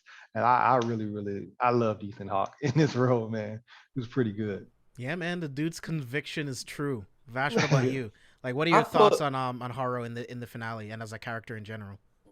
I put Ethan Hawke as the top 5 villains in the MCU, with the guy that played the Purple Man, Kingpin. Like, he did such a good job to portray this character that is not evil per se, but his actions were evil, taking the lives of people before they did the wrong. And the way this, like, I don't know, like Rob said it, like Sam said it, and we are gonna approach about it as well. But for these gods, there's people of the avatars that have the gods inside them. For if you watch a dude like him, Harold, walk into the Egyptian beautiful temple, and it literally comes to you, no, I'm not evil. Marcus crazy state. I'm sorry, I'm not questioning you 500 times more the way you come and the way you trying to gravitas me. I'm sorry, if you're about to sweet talk me and charm me, I could tell that you are some lying ass motherfucker out here. I know damn well. So I gotta give props to his character that he did such a good job to literally lie to their faces, and these guys literally just believe it like it was nothing. So that was done well for his character. But that's when you could tell a villain that don't see himself as a villain, but he's portraying something that sees himself, that he's protecting the world as a utopia. Reminds you of like Thanos, like the joke that in the show Hawkeye, in the bathroom stall, our boy saw Thanos is right. In the same way that our boy Harold, he was trying to protect because of what Khonshu put him through. So instead that other people don't do the bad, where people kill, do the crimes, and where the cops stops the crime after, instead of stopping the crime instead of stopping the crime after it happens or while it happens, you stop the crime way before it happens. So he saw that was the beneficial of society, that he could bring the good into the world and take the evil before it roots out. So I find that as a beautiful type of villain. In a way, he just did the wrong actions per se. Yeah, man, like there is nothing worse than a villain that thinks they're actually doing the right thing and they're saving the world. Because he thinks that, yo, if we just get rid of all the bad people, if Amit has the ability to see someone's intentions and what they're going to do in the future, then we can get rid of all crime. All suffering can end right now, and we can have peace right now. So to some degree, if you don't look deeper, to some degree, you could follow him. But then you realize, dude, no, that includes children. That includes all of these different things. The future is not set. You can't just judge people based on what they might do in a possible future. It's absolutely ridiculous. It's wrong. And supposed to add to that, everyone has a yin and yang. Everyone has dark thoughts when they get angry, when they get depressed. Like it makes no sense. Like, cool. Yes, for example, my brain is like for example, James, he likes to kill people, but he likes to kill people in the video games to Grand Theft Auto. But is he gonna go to is he gonna go to Amit and be like, I'm a sinner? No, he just likes to kill people in the video games of Grand Theft Auto and the other game Cyberpunk. But is he a sinner? No. But for Amit, like, no, he has the concept of the mind. Right? He likes to kill, murder people. I'm gonna just put him straight to hell already. I'm like, how does that work? He has not done anything actually evil. He just likes to murder people in a virtual reality of a game. Yeah. Like Westworld. Which I still need to watch, by the way. And Sam, you're so right. Like, they're upset at Khonshu for moving back the night sky, but they can't see through Haro, a human that he's trying to set loose Amit. Like, what are your avatars doing? You're supposed to be watchers. You're supposed to be the people paying attention to all of this shit. How do you not notice that he has a team of people digging up the burial site of Amit? Like, what are we doing? How do you not see this? And I don't get it. Now I see why people are excited to see AKA Christian Bale, God the Butcher. Yes, they're useless.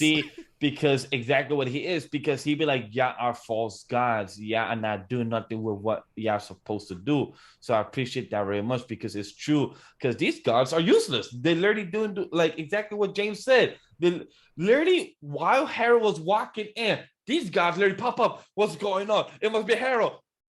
Literally 5 seconds later, he pops out. Guys, we came here to free Amit, and like, oh, we're gonna stop you. Literally 5 seconds later, they literally get stopped. Yeah, I didn't do shit. Didn't even put up a fight. Like the Players Club. Did you even pinch the bitch? it's like they did nothing. Like, dude, they nothing. One blast and all the avatars are dead. I'm like, what? What's happening? They're useless. Like no wonder people stopped worshiping you. You're useless. but then it makes sense for that reason, because they are not being worshipped, so it makes sense that they have less powers. But it just shows that are actually really useful. Like, the avatar for that reason. So it's like, just literally useless how to not even be used. That's only some lore, right? Like, there's only some lore where it's like they get their powers from worship and shit. I don't think they've ever really established that in the MCU. They seem pretty fucking powerful. I mean, like, I don't know if that's the case. Like, I would have, like, Mohammed Diab would have to tell me that, because that doesn't seem to be, that's not the case with the Asgardians. I don't think that'll be the case with, like, the Greek gods, that wasn't the case with, like, the Celestials or, like, the Eternals or anything. So it's like, I don't know, but the Egyptian gods are different. Who knows? But I don't know. They still should have put up more of a fight, man. They're still gods, dude. Yeah, I definitely don't think that they play that part, because they seem super powerful when it was time to lock up Khonshu. Like, you know what I'm saying? They put him down. So, and plus, question, since we're still on the character about Harold himself, how do we feel of his death? Do you feel like they could have done more within the future, or do you think that it was right to fit for the character that he got killed off in the end by Jake Lockley himself? With our boy Khonshu in that white suit and tie, my dude literally was fresh right in off that suit, right off the page, with the whole cane and everything. Like, so here's my friend, bam, bam. And by the way, Oscar Isaac in a Spanish version of Jake Lockley. I'm also happy just hearing him speak Spanish on screen. I don't know why, but like, I understand. It's just like us seeing our own people there. I'm kind of just hearing the language and everything. I'm like, yo, Oscar, ¿cómo está? Usted va a ver cómo está la muerte. Boom. I'm like, yeah, you murdered that pistol. Let's go. But yeah, I mean, I think Haro's death is necessary for the progression of Moon Knight and Khonshu, right? We'll get into this a lot more later when we talk about Khonshu and Mark and Steven. But it's just around the fact that, Khonshu said that he'll let the two of you go. You know what I mean? Like, he never said anything about the third one. So it's just like, this is all set up for season 2. This is all set up for who's actually in control. We know that Mark was first, but who's actually in control? Who's deceiving who here, right? Yeah. So his death only shows like the power that Jake has over the two of them and the knowledge that Khonshu also has about all of it. So I think it's fitting. I think it makes sense. I don't think we need Harrow anymore. There's other Egyptian gods. There's other villains that Moon Knight can interact with. We don't need Amit or Harrow anymore. So I think he's dead. I'm okay with it. I'm glad with him being gone because it just sets up the progression for Jake, Mark, and Steven. Steve, you? Oh yeah, I'm okay with them dying. Just because I've been really diving into a lot of Moon Knight as this coming into this. So seeing some of the other villains that we can get, I was actually surprised that Red Scarab. I guess we'll talk about it later, but I was surprised that Red Scarab was Layla because Red Scarab is one of the Moon Knight villains as well. So I was like, oh, okay. So that takes one off the table, but then at the same time, it's a temporary. You know what I'm saying? She's the temporary avatar. That's what she admitted to. You know what I'm saying? So it's just like, okay, could we possibly get someone else as the Red Scarab and see that as a villain? Like, there's so much that we can do. So I'm okay with it. Ethan Hawke did a wonderful job, but it's okay. Yeah, great transition point. So let's start talking about Layla.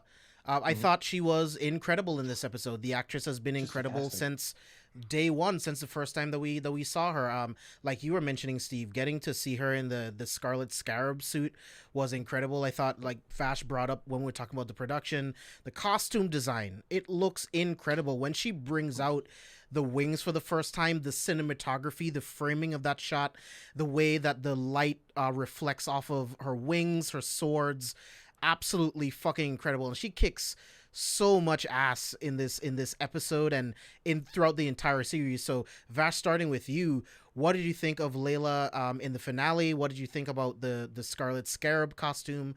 And what did you think about her character as a whole? Like Sam brought up in the comment, representation. Two things in this episode I love in my favorite scenes.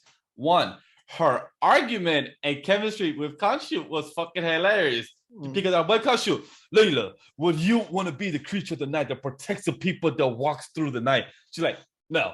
Would you not? Why not?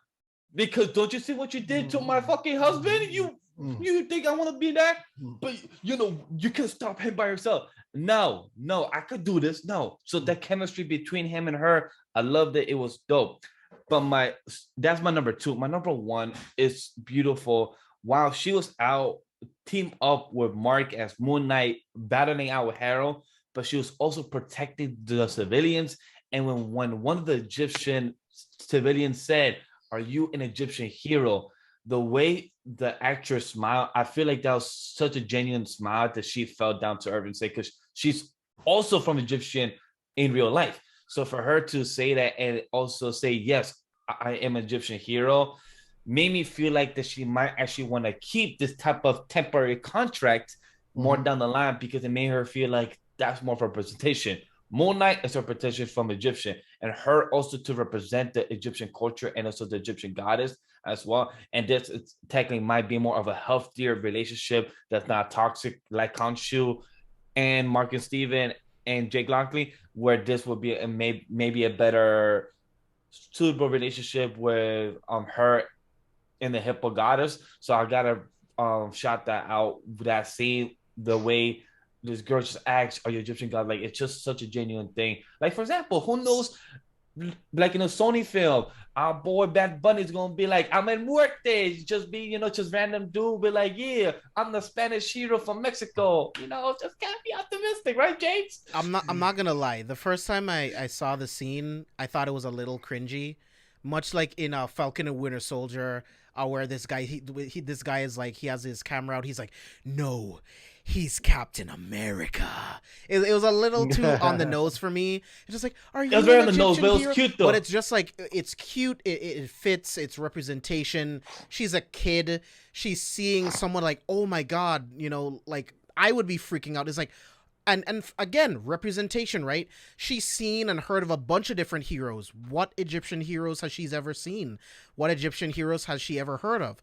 So it's like when I thought about it a little bit more, I'm like, it works. It was a little cringy at first, but it worked for me. Steve, what about you? How did that scene play for you? I thought that scene was just whatever. I mean, I didn't really hold on to it too much. Are you Egyptian hero? Yes. Okay, let's push this bus out the way. That's kind of how I took it. I didn't really dive deep into it. But overall, I thought Layla was really well. I thought she was done really well. I loved this. I know Vash had just talked about the scene with Layla and Khonshu. I'm thinking about the scene of her having the inner conversation with was it Tarot? To wear it. To wear it, whatever. Yeah, when she first takes over and kind of is like saying, "Okay, you'll be my avatar," and they're having that conversation back and forth. She does a really good job of transitioning back and forth from like super happy-go-lucky to like kind of like in pain is what it kind of seems like, and then she goes back to this happy-go-lucky. Yeah, we're gonna have so much fun and blah blah blah blah blah. Like she's like super happy, and then it's like, well, she had a beautiful type of reference. Mark, aka Oscar Isaac, seeing them going from Mark to Steven and then to Moon Knight. So I feel like the actress had a great type of look at to see how you go from role to role to role for her from go to the Hippo goddess and everything else. So I feel like she learned and took notes from Oscar Isaac and did her own type of perspective and see how she tackled that. And I agree Steve, where she did a great job because she also, like Sam brought up, she also say your father's so proud of you and everything, and that also made her feel more type of acceptance, and maybe that'll be a nice bargain for her. Hey, I talked to my father, or may I know more about him. How did he go to the field of dreams or to the field of heaven, was it? So I just feel like that'll be more beautiful on the temporary type alliance. Yeah. And Rob, you're so right. Wonder Woman who? Dude, Mohammed Diab, this was definitely shade to Wonder Woman 1984 because he is not a fan of that movie and how Egypt is portrayed. He does not like how Egypt is portrayed in most movies. He feels like they always make Egypt look like it's from ancient times instead of it being an updated, beautiful, modern city. So it's like, and he did not like the suit and how Wonder Woman looked at it. He didn't like it at all. So I just found it really funny that we now have this character that kind of has like a similar like look in terms of like the golden wings. I thought that was fucking hilarious. Yeah. I really liked Layla in this in this episode though, and then we also got to see her in the suit doing the fight scenes, which she was really doing she was really badass. I also liked her coming to of her face and everything as Mark finally, snaps back from his blackout and she goes, "What the fuck was that?" Like I liked her facial expression when that was going on. It was just like, if you really think about it, like, I mean, I guess we'll talk about that with Mark, but Jake had to be moving like fast because she still was stuck to the car by the time he snapped back to. I was like, yo, that's speed, but also like Layla should have given more of a reaction. Like once Mark came back, like, yo, what the hell happened? To say like, what was that? Like, I expected it more of a crazy reaction or more of an outburst because I just felt like that's what she would probably given or said, but she didn't really say that. But maybe she was too, stuck in the moment and with everything was going on. But also to add to what said Steven, I'm glad she wasn't so used to with the wings and with the fighting because at first I felt like she was way too fast with the learning, but I'm glad that she wasn't as good as Mark with his suit and the skills. So I'm glad that she failed a couple of times with the fighting combatants. So I'm glad that she wasn't as good or as perfect as you would be once you get a whole new suit. you will start fighting, very well and just learn from the back. Yeah. So, but yeah, that was definitely something that I picked up on immediately. I was like, yo, Jake had to be, when he snapped in and snapped out, he took care of them very quick. Like it had to be like three to 10 seconds, like at the most, because she was literally still stuck to the car, but everyone around them was dead. And he was underneath Harrow when it started, and he's over him, and the axe was like on the forehead of Harrow. Like he's like, and then you look at the building around them, like I said earlier, the set Everything's design on fire. on fire. The neon lights were out inside on that building, like that whole billboard that was around them, like everybody's out. And I was like, bro, she's still stuck to the car when he snaps back. I'm like, he's moving. Like It's the speed and what other abilities does he have as well? You know what I mean? And something that Steve and I talked about in our review of episodes 4 and 5 last week is, and we talked about it on previous episodes as well, but like we always thought, well, we know what Steven's version of the suit looks like. We know what Mark's version of the suit looks like. Jake has to have his own version of the suit, his own powers. And I was actually reading an article, and the costume designer for Moon Knight was actually saying that for future seasons, she actually wants Jake to be wearing the black costume, the white and black costume for Moon Knight. And if you look at the like the ending sequence in the finale, there's a quick glimpse of the suit that looks slightly different from Mr. Knight and Moon Knight. It's really quick.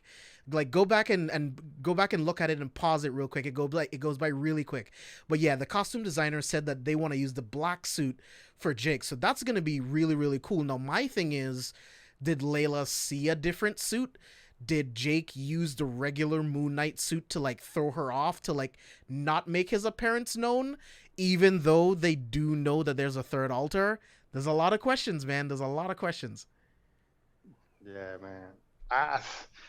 Because honestly and truthfully, most of the time when these snaps were happening and then you thinking that it was Jake, most of the time it was during the daytime. So I was thinking Jake was just protecting them during the daytime.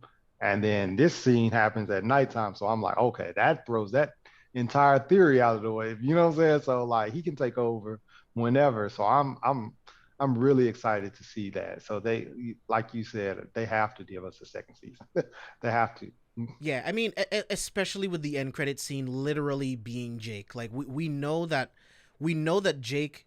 So let's get into it. Let's just get into Oscar Isaac now. Let's just get into it. So starting off with Jake real quick, we now know based on that end credit scene that Jake is the real avatar to Khonshu.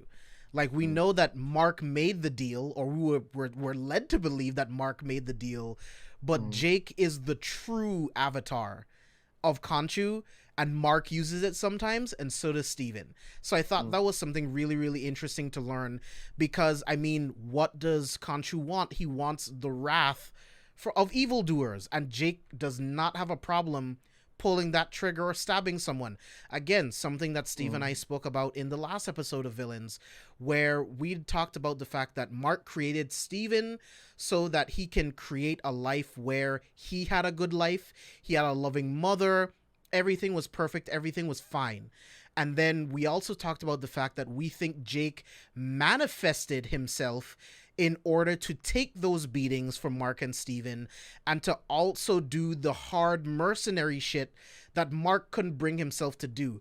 Mark has a very hard exterior, he's very well trained, but he does have limits, right? He doesn't want to kill if he doesn't have to, and he won't kill kids if he doesn't have to.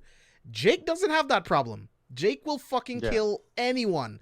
So I think much like I was talking about this with Mia, but much like in Split and The Beast, Jake manifested in order to protect them. Incredible. So Sam brought up a good question that I was gonna ask you guys too. So seeing what Khonshu did in the battle between Amit, doing the smoke thing, and then going from different locations without walking, but kind of in a way transporting himself through the smoke. Do you think that's what Jake did as his Moon Knight power, since he Definitely. probably is the real Avatar, because that makes 100%. sense. That makes sense for his speed of doing the killing much faster. 100%. Okay, cool. I was gonna bring that up. All right, cool. So Sam brought that up, so I was going to transition to that. But for Jake character, it's really intriguing to know of for the future of season 2. Curious to see how Mark and Steven is going to tackle the situation. And I'm curious to see, is Jake the rich version in this version of the MCU? Because the card literally says Spectre. So I wonder if Jake is the rich version in this MCU. I don't Because the think comics, a rich version exists, but I do think that they have money, and that yeah, they because that white could've- card is 'cause, I mean, expensive. they're mercenaries, right? Like, we have no idea the people that they killed. They could have robbed them, and they go after drug dealers and all of these different kinds of people. So Yep. I think they just stole. I think Jake just stole their money. I don't think that any of them is actually the billionaire personality. Because I mean, like, they're on a base level, they're kind of the same, but they're all different from the comics, So I don't think one exists, but I do think as a mercenary, I mean, I would, if I go somewhere, if I kill everyone, there's money, I'm taking it. And also, I do want to give a shout out to the writing, to the script in this show, because they know the words to use and what to say. Because I give props to Steven, because when Mark and Steven came back from the dead, and when they spoke to Khonshu, Steve was like, yo, Khonshu, can we bargain with the deal we had? Because technically we died, and we said that once we're dead, we gotta, you gotta let us go. But so we came back to life, we gotta, stop Harold. But now that me and Mark are good in terms, we gotta reestablish that deal. And Khonshu literally said the choice of words. All right, I will let you two guys go. He never said I'll let all of you go. I will let like as a group. He never said they, them, group. He just said I will let the two of you go. So those words, I gotta give props to the script for a reason, because a lot of people would just miss those words and not acknowledge it. But for him to say that, that's when I knew that Khonshu knows there's another third personality. Khonshu has the knowledge and everything since the beginning, because he has said in the beginning when he said, "Oh, the stupid one or the dumb one has taken control of the body." Yeah. So it has shown you that Khonshu has always known what's been going on in Mark's mind or in Mark's body. So it shows that Khonshu just plays stupid or just plays the mind games with Mark's body. And that's what it shows. That's why I think he chose Mark to begin with. When he says that he sees, like, I can't remember very verbatim what he says, but I think he says, like, there's a lot of chaos in your, something along those lines, like when he makes him the Moon Knight for the first time. I think he did it because he saw Jake and he saw what Jake was capable of. And it's like, oh, that's the guy I need. He doesn't mind killing at all. That's the guy I need. Yep. You know what I mean? And he just like uses Mark as like the scapegoat. It's very, very interesting. Another thing on the topic of Jake, once we get to the end of the episode and Mark and Steven are back at the apartment, who put him there and strapped their leg to the bed? It was Jake. We get a quick glimpse of the fishbowl, right? There's two fish in there. That fishbowl now represents Mark and Steven behind the glass of what's really happening in the real world. Facts. And that Jake is actually in control, feeding the two fish and keeping them docile, if you will. So it's a really cool reveal that this whole time we thought that Mark was actually in control, when it's really Jake. Yeah, making Mark think that he's in control. Yeah, so Steve, what is your ultra personality? How did it feel that you're not the one in control, Steve? It felt weird. Sometimes I thought that I was in control. I was working a really good job at a museum, and I missed my mom. We were having good conversations, things like that, and it was weird to know that like there was someone else manifesting inside of me, and we finally connected. We got closer together, and we bonded. I was willing to die for him, and he came back and saved me. He was willing to die for me as well. So that's really weird that we finally bonded. We finally got over this, and then come to find out we're still trapped behind the mirror. it's very defeating. But like Steve just saying this was great. I did not expect. I felt the despair. Yeah, I felt it. Like, yo, bro, I felt it. Me, James got thrown off. Like, wait, you are actually going with this? Okay, go with it. Yo, right there's a nice Oscar right there, Steve, for you. Right there. Can I please get an acting job, please? But yeah, with that was the same thing I was thinking. Like this entire time, Mark has been like, I'm in control, and he's basically showing Steven what he wants him to see, things like that. And now you would think that Mark would pick up on it. You know what I'm saying? Because Mark clearly knows, and Steven is the genius, so Steven clearly knows there's another persona in there. Mm-hmm. Mark says, that wasn't you, was it, Steven? And then Steven says, not a chance. They know that there's another personality. Come on, guys. Like, and I think it's just because, like, okay, the season is over. They're going to figure it out. And they're going to figure it out. I think they're going to figure it out way quicker than what we think. Because there's no way that they're going to sit here and realize, like, we're tied to the bed every night. There's going to be times where I'm pretty sure they're going to be blacking out and things like that. Blood, crazy things might happen. Crazier things might happen. They already know that there's another personality. So I think eventually they're going to figure it out pretty quick. Like, I don't think there's enough that Jake can do to hide it from both of them, especially because they're working together. They're not split off like they normally would have been, where they were like kind of like Mark was hiding Steven from the world as well.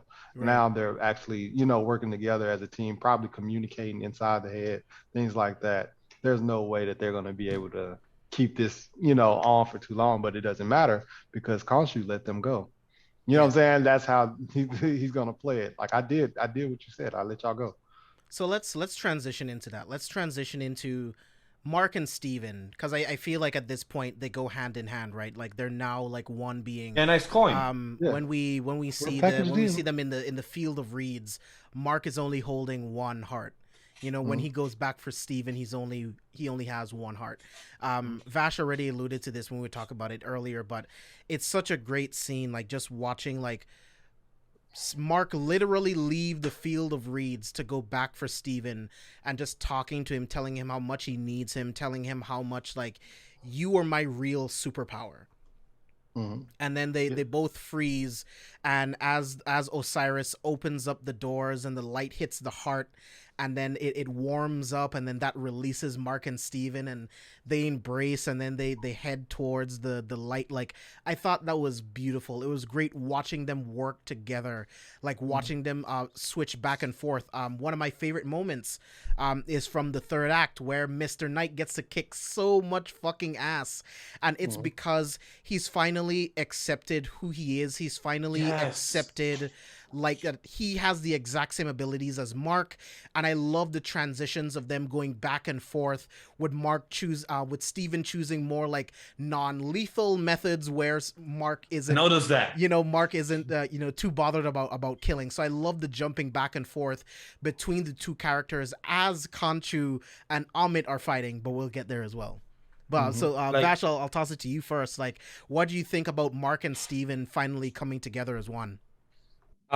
Again, involving with the production again, I gotta give the shout out to the editing, because showing the costume design going from Steven to the Mr. Knight, going to the Mark to the Moon Knight, that is a lot of editing. That's a lot of timely matter. That's a lot of you timing your movements comparing to what you just did in previous scene, knowing as Moon Knight, and then go back to the same jump shot you just did, but you just switch to the Mr. Knight mode. Type of costume. That's a lot of commitment in showing that type of fight scene. But I like how Mark is choosing to fight now. But like James said, the non-type of lethal mode. And Joe, by the way, those type of fight, I'm happy that our boy Steven is putting the work, that he's not trying to hold back. He's like, no, I can't kill you, nerd. But you know what? I'm gonna give you them hands. I'm gonna give you these sticks. Bah, bah, bah, bah, bah. I'm like, yo, that's just dope to see you, Steven, putting the work. And I love how they have made the connection. Like, all right, cool. Steven don't want to kill? All right, cool. You do the hands. Mark, he will give you the hands and murder your ass while our boy Steven, it's just giving me that 1, 2, 3 hit combo. So I also love that. And it shows that they both are working together and each of them have their own type of fighting style, even though it's the same body, same mind, but just the whole different personality. So I gotta give props to that because it was great editing and just great type of teamwork and camera work for both of them. Yeah, Rob, I love that. He was kicking Haru's ass, and then he just fixes his suit real quick. But then Haru grabs him and like throws him across the street into another building. I thought it was great and hilarious at the same time. But Steve, what did you think about Mark and Steven like switching back and forth, working in tandem with each other, the brotherhood really coming together? Like, what did you think about their dynamic in the finale? I like the dynamic of them just like it goes back to when Steven finally gets the bat and he starts hitting the sand people and he's like, okay, I have to do my part. You know what I'm saying? From episode 5. It's like I have to do my part. I have to like help Mark because he can't carry this load by himself. And I think he's starting to realize that. And then now he's kind of just stepping in. So now it's Mark is fighting, and then he's like, boom, okay, I got this one. And I like that dynamic of them, like kind of like, even though they're not both on the field at the same time doing fighting with their backs against each other, like, oh, I got this side, I got that side. It kind of felt that way. Just watching them fight, and it was like pass the torch, boom, okay, I got it, boom, pass the torch. And it was really cool. And then like even when Khonshu's like, when Steven says, okay, so about that deal and this and that, and Khonshu's like, oh, the idiot's back. And he's like, just go get Mark. And he's like, nope, we're a package deal now. And it's like, I like the fact that like, he's like, you know what I'm saying? I'm actually a member of this team in a sense. You know what I'm saying? Like, it's not just Mark now. We're a team. I'm a member of this team. I'm not just sitting here docile and not doing anything. So I really like that. Yeah, and Sam, I was just about to bring that up. I love that Steven's talking to Khonshu, and then right the moment where he realizes he has to fly, he's like, "Oh, Mark, I think you got this one." Yeah, he's like, yo, wait, I gotta fly over there. I'm like, nah, like, Mark, nah. you got this. Mm-hmm. But that's what makes them so much more powerful, though, because now that they're one, now that they can just switch back and forth at will, and they've all accepted each other, Steven is a fucking genius when it comes to Egyptian mythology and different cultures and all of these different things, and Mark is really good at being a mercenary, right? And then once Jake gets with the program, if he ever does, then you have the perfect mercenary personality, the perfect mercenary alter as well. So I love the way that it's all coming together. But yeah, like watching Mark and Steven work together in this was amazing. Like I thought it was just great, especially in that fight sequence. So let's go ahead. I just want to add one more, because we didn't talk to them as a duo. The teamwork between Mark, Steven, and Layla, the way they work as a team by taking Haro's ass down, where Mark went in, punch, and Layla came in, kick with the wing, and then Steven came in with the nunchucks. All that was very well choreographed and very well teamwork. So for Mark at first, he was like, wait, was this going on with the avatar? Like, oh, I just did it with a hip and everything. Oh, okay, cool. But let's go fight Arrow. So like all that was very well coordinated.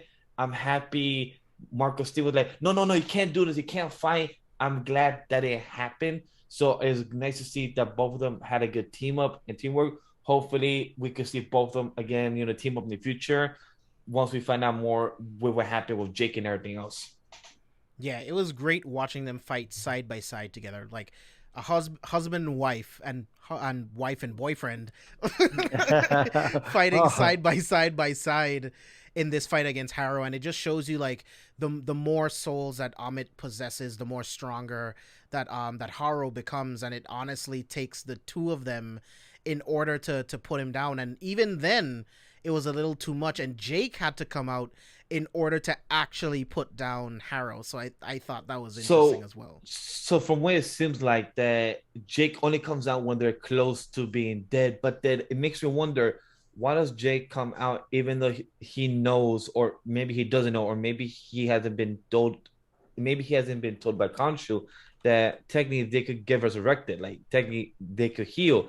So I'm like, does Jake just choose to come out once they know that they could get really hurt? That's when he chooses to come out. even though he knows that Albert Conscious could just heal them, right? That's what I was saying I earlier. Like Jake manifested himself to protect Mark and Steven. Yeah. He I was don't the think he one comes- there to take the beatings, and he was there to dish it out so that Mark and Steven didn't have to. Okay, Yeah, okay. I don't So what even you think? I don't even think he's coming out to stop them from getting beat. I think he comes out when they have a sense of helplessness. Right, yeah. Whenever Mark, like when Mark was like that, he saw Layla, he was like, yo, I can't do this.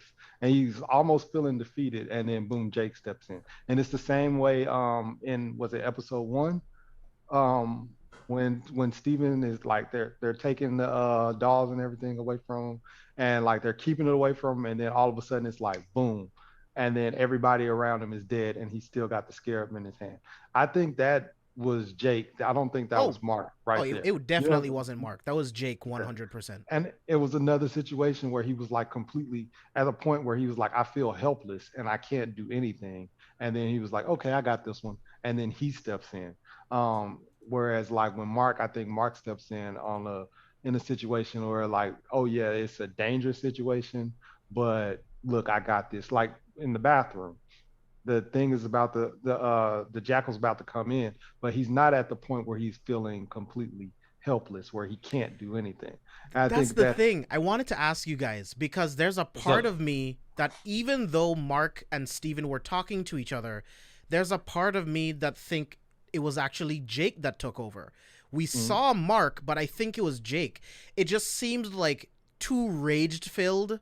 And then in episode 2, we see a security cam like angle of like one of them walking up into the frame of the camera. I think that was Jake too. So there's a small part of me that believes that Mark started the transformation, but it ended up being Jake, because the beating of the jackal just felt like too much. It just felt like there was just too much rage involved. And I think that was Jake. Well, but I don't know. You know, I was about to say, because then it's the suit, and if Jake has a different suit, then it couldn't have been Jake. Well, that's the thing. Like, I think Jake will manifest the suit later, but to keep up appearances and to keep Mark confused, I think he used the same suit. Because remember, Mark and Steven don't even know that Jake exists. So I think he keeps everything the same for them, to keep them in the dark. But I don't know. Do you think Mark will be the one finding out first or questioning, or do you think Steve is the one that will acknowledge it and bring it up first to Mark, because he's the one that said the sarcophagus? I think how you pronounce it correctly. Sarcophagus. Okay. Yeah. So he's the one that saw it in their mind space first. So do you think Steven will be the one? Hey, Mark, I think we have another personality, because when we were in a little mind trip, I saw this. It shake twice, and also you didn't kill that kill spree. I didn't get the whole type of, you have a 725 kill streak. That was none of us. So I feel like Steven will be the one to bring that up. And so that's my con, not in a bad way, but knowing that right after the fight and everything, we had that time lapse and they're back in Britain. So with that being the case, Mark and Steven did not question, oh, we're back here or nothing. So is that like there's literally a large time jump. But do you think what happened in the end credit with Jake, do you think that happened before, or do you think that happened already after they were in London? I would say that it happened before. Me too. Like my guess, it happened between them passing out and then back in London. So I feel like that happened in between. Yeah, when the flash happens, Jake takes over. He takes Haro. They do whatever with him. They drive off. And then, he wakes up. He wakes Mark and Steven up in their apartment. That's what I think. Okay. I could believe that. I can't remember where I was. There was something that Vash said earlier that had made me want to interject, but I can't remember. I lost my train of thought. Don't worry about it. My apologies. Sorry. No. But in terms of like who between Mark and Steven would notice first, I don't think that's the case anymore. I think now that they're like actually one, they experience consciousness on the same level. I think they'll find out all information at the same time. Yeah, I definitely think they'll figure that out. Oh, the bathroom scene. I think. Yes. I also think that it's Mark because of the fact that if it was Jake that raged out right there, like Mark was saying, hey, Steven, let me take over, et cetera, et cetera. But then let's say Jake is the one that takes over right then. They have that fight and stuff like that. And then they just wake up in the room. Then even though Steven is the one that wakes up or whatever, maybe Mark is like, well, I didn't take out the jackal. So how did we get out of that situation? So I Right, feel like right. I feel like That's a that good should point. be Mark. Yeah, I feel like that should be Mark. Yeah, So I'm just theory crafting. It just seemed like, especially when you see it through like the memories in like episode 5, where they're looking through like the different like windows and like the different rooms, and you see it happening. I'm like, it just seems like so filled with rage. But that's a really good point. Like, he would have said something like, "Well, I didn't take care of the jackal, did you?" So yeah, I mean that yeah. that debunks it right there. So here's my question to you guys as well. This is like another theory crafted. Do you think Khonshu made Jake? Because remember how Khonshu would tell Mark, kill this, and remember how Mark will sometimes hesitate to kill such person because because they're a child, they're a woman or something, or they don't need to get killed. So maybe do you think Khonshu wanted to create a personality that he could have a business with, where they could work together with Mark's skill set, but where this person will actually listen. So do you think it's a mix of both, that Mark made this other personality, but Khonshu is the one that worked with this personality? Or Neither. this is my quick thing. No, you don't think so? Neither. I don't think Khonshu has that ability. I don't think any of the Egyptian gods has the ability to change a human being like that. And two, I'm sticking with my theory that Jake manifested himself in order to protect Mark and Steven. Okay. And I think because, and again, I think that night where he meets Mark for the first time and he's talking about the chaos inside him, what he's talking about is Jake, because he knows that he can make Jake his true spirit of vengeance. Like, he knows that Jake has no limits, and if he can convince Mark to do it, then he can use Jake to carry out his actual missions. So that's what I think. Like, you could definitely be right, but that's just what I think. The chaos that he sees in him and the vengeance is that I think me and you were on that track of Jake killed their mom. Like, after so much abuse and everything like that, I think that personality Jake actually freed them of their mom. Yeah, because we don't know how she died. I also think that Jake fucking killed her. Yeah. So and that's the vengeance that Khonshu sees. Ooh. He's like, if you're willing to kill your mom, then yeah, I need that personality. Sam brought up a good theory. He said maybe Mark saw the sarcophagus, but seeing that it shook, but only that it was still sealed and not open, maybe Mark was actually relieved to see that personality was actually still locked away. Nah, I mean, that's debunked because they don't know that Jake exists. Like, they don't, like, Mark doesn't know that any other alter exists. Like, even in this episode, like, right after everyone's dead, it's like, Steven, did you do that? Like, they're both highly confused of how it could even be conceivable that this happened, because none of them did it. So that doesn't make sense. Like, that would have had to come up earlier, that Mark acknowledged that a third alter exists, but he never does. Yeah. So that doesn't work. They're going to figure it out soon, because Layla saw it too. Like, Layla was standing right there. So she's going to be like, Mark, what the fuck was that? She's going to ask him again now that, there's not a whole bunch of distractions around and things that they have to do. Once they're just sitting around, like, having dinner or something like that, she's going to be like, have you gotten that personality under order, or have you figured this out? Like, she's going to have a conversation with him. Like, I feel like that's going to be maybe an episode or two into the next season, and they're going to already be like, we need to figure out how we can get back control because of this personality. Like, there's too many things that saw Jake now. Like, you know what I'm saying? They've gotten to a point where, like Vash said, they saw the sarcophagus. They both, Mark and Steven both confirmed that it's not them, it's somebody else. And then Layla, from an outside person looking in, has seen Jake, basically. Like, so it's not going to last long with Jake being hidden. It just can't. Definitely not. Like, they're I mean, it's two of them now. It's both of their heads, like, coming together to figure it out. Like, they're definitely gonna find Jake and figure out what the hell's going on. Like, I think it would be smart to take the entire second season to just be Mark and Steven, Jake, Khonshu, and just trying to figure it all out and see where it goes from there. My guess, maybe 1 or 2 episodes. That's my guess. If it does happen season 2 and everything else, my guess that it'll happen all in the first episode. Max 3 episodes type of conflict, argument, who has who body, why Jake doing this, Khonshu, what the fuck you still in our lives? You agreed to let us go, but you have this other third personality deal. This now is a 3-way team. You cannot just try to have one deal with one guy when we're all in the same body. So I feel like max 3 episode minimum, it'll be that 45-minute full episode. And we might not even get that. We might get Moon Knight in one of these other films later on. So the second season might pick up from a entirely different, you know what I'm saying, place. Imagine Jake and Frank Castle, the Punisher. That killing spree. People are dying.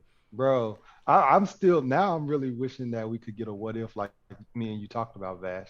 Like, what if Frank Castle was supposed to go assassinate them and then Khonshu takes Frank Castle?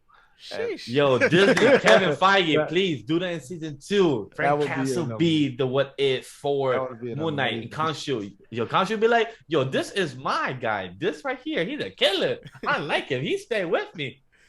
But yeah, Sam, like I definitely made that comparison earlier too. Like much like in Split, the beast manifested itself in order to protect the other alters, in order to be the superhero that can protect them all. So I think that was Jake's role. All of the beatings that Mark had to take, that's not something that Steven ever experienced.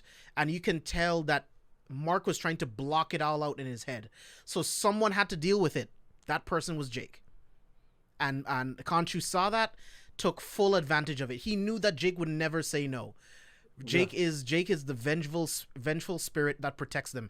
And I don't remember. I would have to go back to the episode. I'm not sure if they said if she was sick or how she died or anything like that. But yeah, who knows, man? I'm 50% sure that Jake probably fucking poisoned her or did something to get rid of her in order for the beatings to stop. Yeah, I think that makes perfect sense. I think Jake killed her. And I would even go as far as to be like, Khonshu actually made the deal with Mark, but then when Jake's personality took over, Khonshu's like, hey, you now serve me. Your actual personality, Mark, says that you guys got to serve me. And Jake was like, fuck it. And he's like, if we serve you, then boom. And that's what it is. I would actually think that he actually made the deal with Mark. And then behind, every time Jake took over, he started to talk to Jake, behind Mark's back and really like get in his head and be like, you got to do this, I'm saying, you serve me. Because from what we can see now, Khonshu is just as fucking shifty as fucking Harrow. You know what I'm saying? Like, yeah, Khonshu cannot be trusted on any level whatsoever. Yeah. Like, Judgment is supposed to come after the crime, and he's like, no, I mean, we need to kill Harrow right now before Amit can come back. And he's like, you sound just like her. Like, you sound just like Amit. Yeah. So it's... and Amit even says when she meets Khonshu, you haven't aged well, but we could be doing this together. Like, she hints at things like this, so she knows that Khonshu has pretty much got the same kind of views and things like that. Yeah, I think Khonshu's just selfish, and he wants to be the god of judgment. He wants to be the one to call all the shots. So that's a great transition. That was the last character points that I wanted to talk about. Just damn, James on a point today. I mean, you guys are setting me up for everything. But I just want to get your thoughts on the battle, the physical battle between Khonshu and Amit, and also the battle of ideologies, much like you were just talking about, Steve, how they're so similar in ideologies, yet Khonshu sees them as so different. So Vash, start with you. So I love how Amit even told Khonshu, you're a hypocrite. You rather let people do the sins and then you judge them, but I'm judging them before they do the damage. By the way, Amit, you gave some beautiful ideology lines because you was spitting. But again, your course of action is, like, hey, my brain here got some yin and yang. I think of some dark shit too, but I'm not gonna do them. So that means I have to think that I'm going to hell already. I'm sorry, girl, but I still got some good shit to do in my life. And so you tell me, just because I got some dark justice, you're gonna send me to hell. I feel like that's a bit too much. But I love the way she speaks to him and have the ideology. Is very beautiful and very impactful, very powerful. Khonshu, you need to get some hands because your hands are not swinging. Your hands are slacking. Boy got a whole stick. This girl, Amit, literally got 2 hands and a mouth to bite on, and you already got hands and a stick, and you are losing that battle. Maybe you, I get it that our girl Amit has more followers, so she's more powerful in this type of scenario. But Khonshu, right now you are losing to your sister because right now you literally got dragged on the Egyptians' pyramids. You literally got dragged like you was a dog, and that's just so sad to see you, my guy. Like it's just like, bro, you literally got dragged. It was so funny to be like, yo, Jake just worked everybody, and then you like he killed everybody, and then you look up and you see her dragging. Because it hurts us dragging her whole body. Like, I'm just taking this whole shit with me. Come on, man, you gotta pull your weight. Like, it's like yeah, he got pulled his weight across the pyramids. God. But I'm the same way. It makes me think of Austin Powers. We're not so different, you and I. That's kind of what she wanted to say to Khonshu, because it was like literally we're doing the same things, but it's just I guess I'm going about it the wrong way because I'm killing innocents, were kids and stuff like that before they ever get to it, and you're just like, oh, okay, they've done the crime, we have to kill them. So at least he's giving them a little bit more time, but they're one and the same as far as what they're doing. Amin and Khonshu, they're one and the same of doing the same things. It's just Ahmed is like trying to kill people from the gate, like, you know what I'm saying, out the womb, basically, and then she's feeding off the power, where Khonshu is technically not feeding off that power, off the souls and everything that's being taken. So maybe that's why Khonshu is trying to stop her. But other than that, they're pretty much doing the same thing. Yeah, they really are. Khonshu just wants judgment his way. That's the only difference. He wants the same people punished. He just wants them to do something first so that he can feel justified. It's almost like the gods are children. They're children with too much fucking power and no one to rein them in, and it's really annoying, which is why it's a double-edged sword with Khonshu, because I like the fact that Khonshu is the contrast to the other gods, because he believes in serving the people. He believes in justice, but also at the same time, on the other side of that coin, his justice is a little fucked up. Maybe killing them isn't the way. Like, I mean, it's not like the judicial system actually works. You know what I mean? So it's like, I am the type of person, it's like, yeah, that's true justice. You are a criminal, or you're a rapist, you kill children, dead instantly. But to add to what you're saying to that, like with the gods, it shows that with Khonshu, with what he says, it speaks the truth, because he's told to his other gods, or the brother and sister siblings, where they we serve the people. If without them, or who believes in us and has faith, how can we be worshipped if we're not there for the people? And he told them, you guys chose to go to the pocket dimension and be away from the people, and I have eyes on them. How do you expect to be strong and have beliefs and have the faith when you're not even part of this world no more? You just had this avatar just watching for you. Yes, my boy here, Mark, Steven, and Jake, has a costume playing as a hero, but he's at least doing something good to an extent, good to the world, where your guys are just walking around and not doing much, and ain't doing anything helpful. So that's one thing that with Khonshu, his action speaks for him to some extent. Well, there'll be somebody to reel him in. His name is Gore the God Butcher. Right? And two months. Yeah, you want somebody to reel him in for these actions and hold them accountable. You're gonna see that real quick. And I love how that first trailer is so happy-go-lucky. I love that, because the people that's not just into reading, they have no idea what they're finna get into. This is about to be a massacre in this movie. Dude, I'm telling you, the Greek gods, Zeus is only in this movie to be murked in the first 5 minutes by Gore the God Butcher. Gore the God Butcher is going to show up to Olympus and fucking kill everyone. Everybody. And that's where it starts. Bro, it's gonna be so good. It's It, like Russell Crowe is just here. I'm excited, but at the same time, when you have the director overhype and say that he said, "Oh, Gore Gore the God Butcher is one of the best villains of the MCU." I'm like, don't say that yet until the film is out. I get it. You're the director. You want to hype your character and what you're filming and everything. But let your film speak for you. And then you'll be like, yeah, he is the best villain because of such, because these are why, because we've seen the film already. But you are hyping it too much in advance. That's where I'm like a bit skeptical. I'd rather wait and see what happens and see for us, the audience, and see what happens. Yeah, If I he's mean, saying I believe him because I mean, I'm a huge Christian Bale fan, and if Christian Bale actually signed on to play Gore the God Butcher, the script had to be good.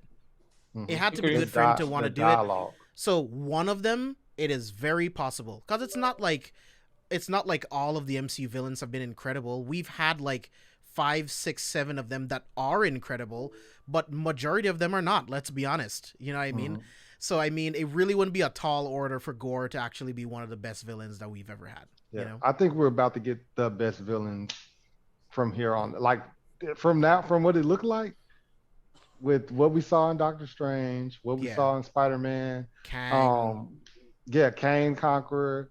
We just saw Arthur Harrow. We're about to see Gorda God Butcher, Christian Bale. I mean, it's not, and I'm wondering if he's basing it basically off the comic run. He's not lying when he said he's one of the best villains in the MCU Yeah. because the dialogue that you get from Gorda God Butcher as he's fucking beating the shit out of Thor and everybody else is like Christian Bale. If Christian, all Christian Bale has to do is deliver those lines, which we know he's capable of.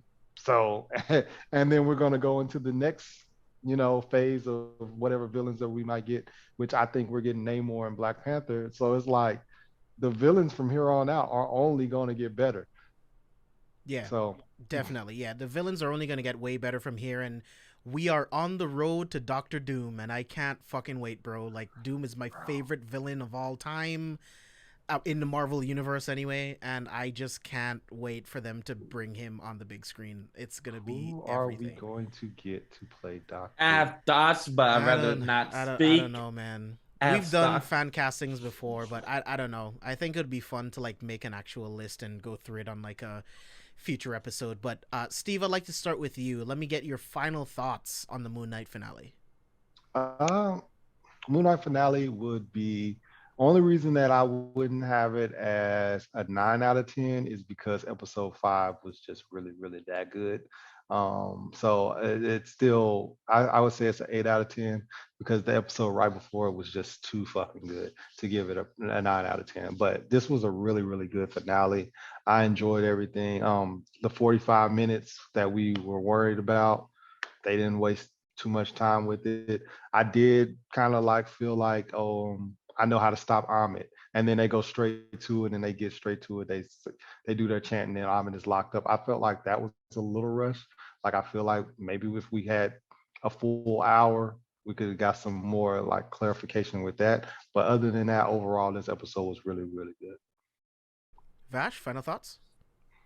I feel like with Marvel Disney Plus shows, I feel like they're getting to the spot where they know what to do with their story and get it condensed. But the same thing with the Netflix TV shows where it was 10 episodes and sometimes felt like that was dragging. But then the 6, 7 episodes feels like it's too short where they should get the extra type of episodes. So I feel like they need to find their more of a sweet spot, like 8, 9, or 7 type of episodes.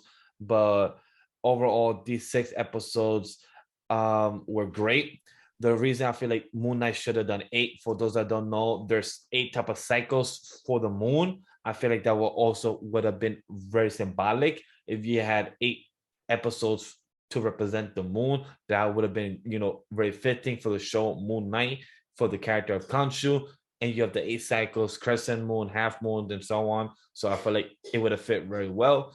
But overall, this show for the Egyptian culture, for the Egyptian character Moon Knight, for Oscar Isaac to get that representation, and the whole cinematography, the lore for Marvel, who started from I Am a Captain America, Thor, Norse mythology, now to dive into the cosmos, to the other goddesses mythology, not just Zeus, Thor, and everyone else, but we're touching the other mythology of goddesses around there in the different cultures has been beautiful.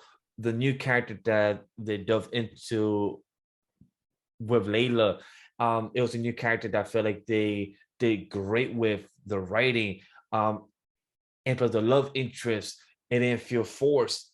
It felt like good chemistry on screen with Oscar Isaac and the character of Layla. I don't know her actress name, but they did such a good job for themselves on screen, and it showed that they had a good relationship before he became Moon Knight and everything else. Or I think, sorry, it was after he became Moon Knight and everything else.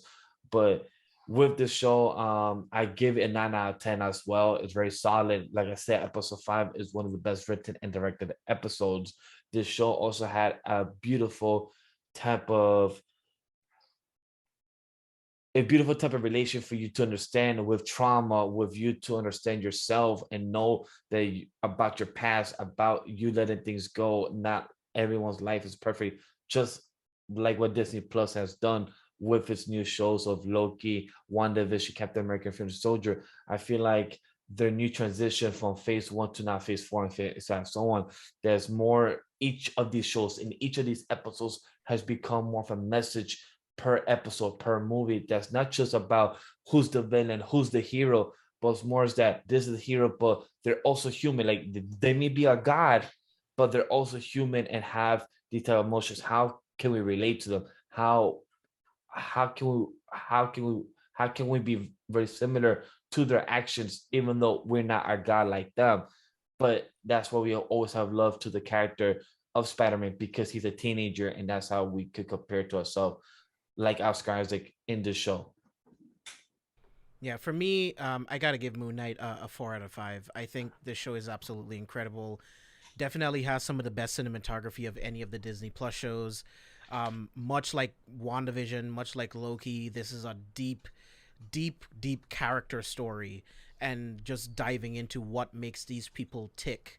Like, we look at these superheroes and it's very easy for us to put them on a pedestal, but they make mistakes, they make bad choices. Sometimes the things that they go through aren't easy.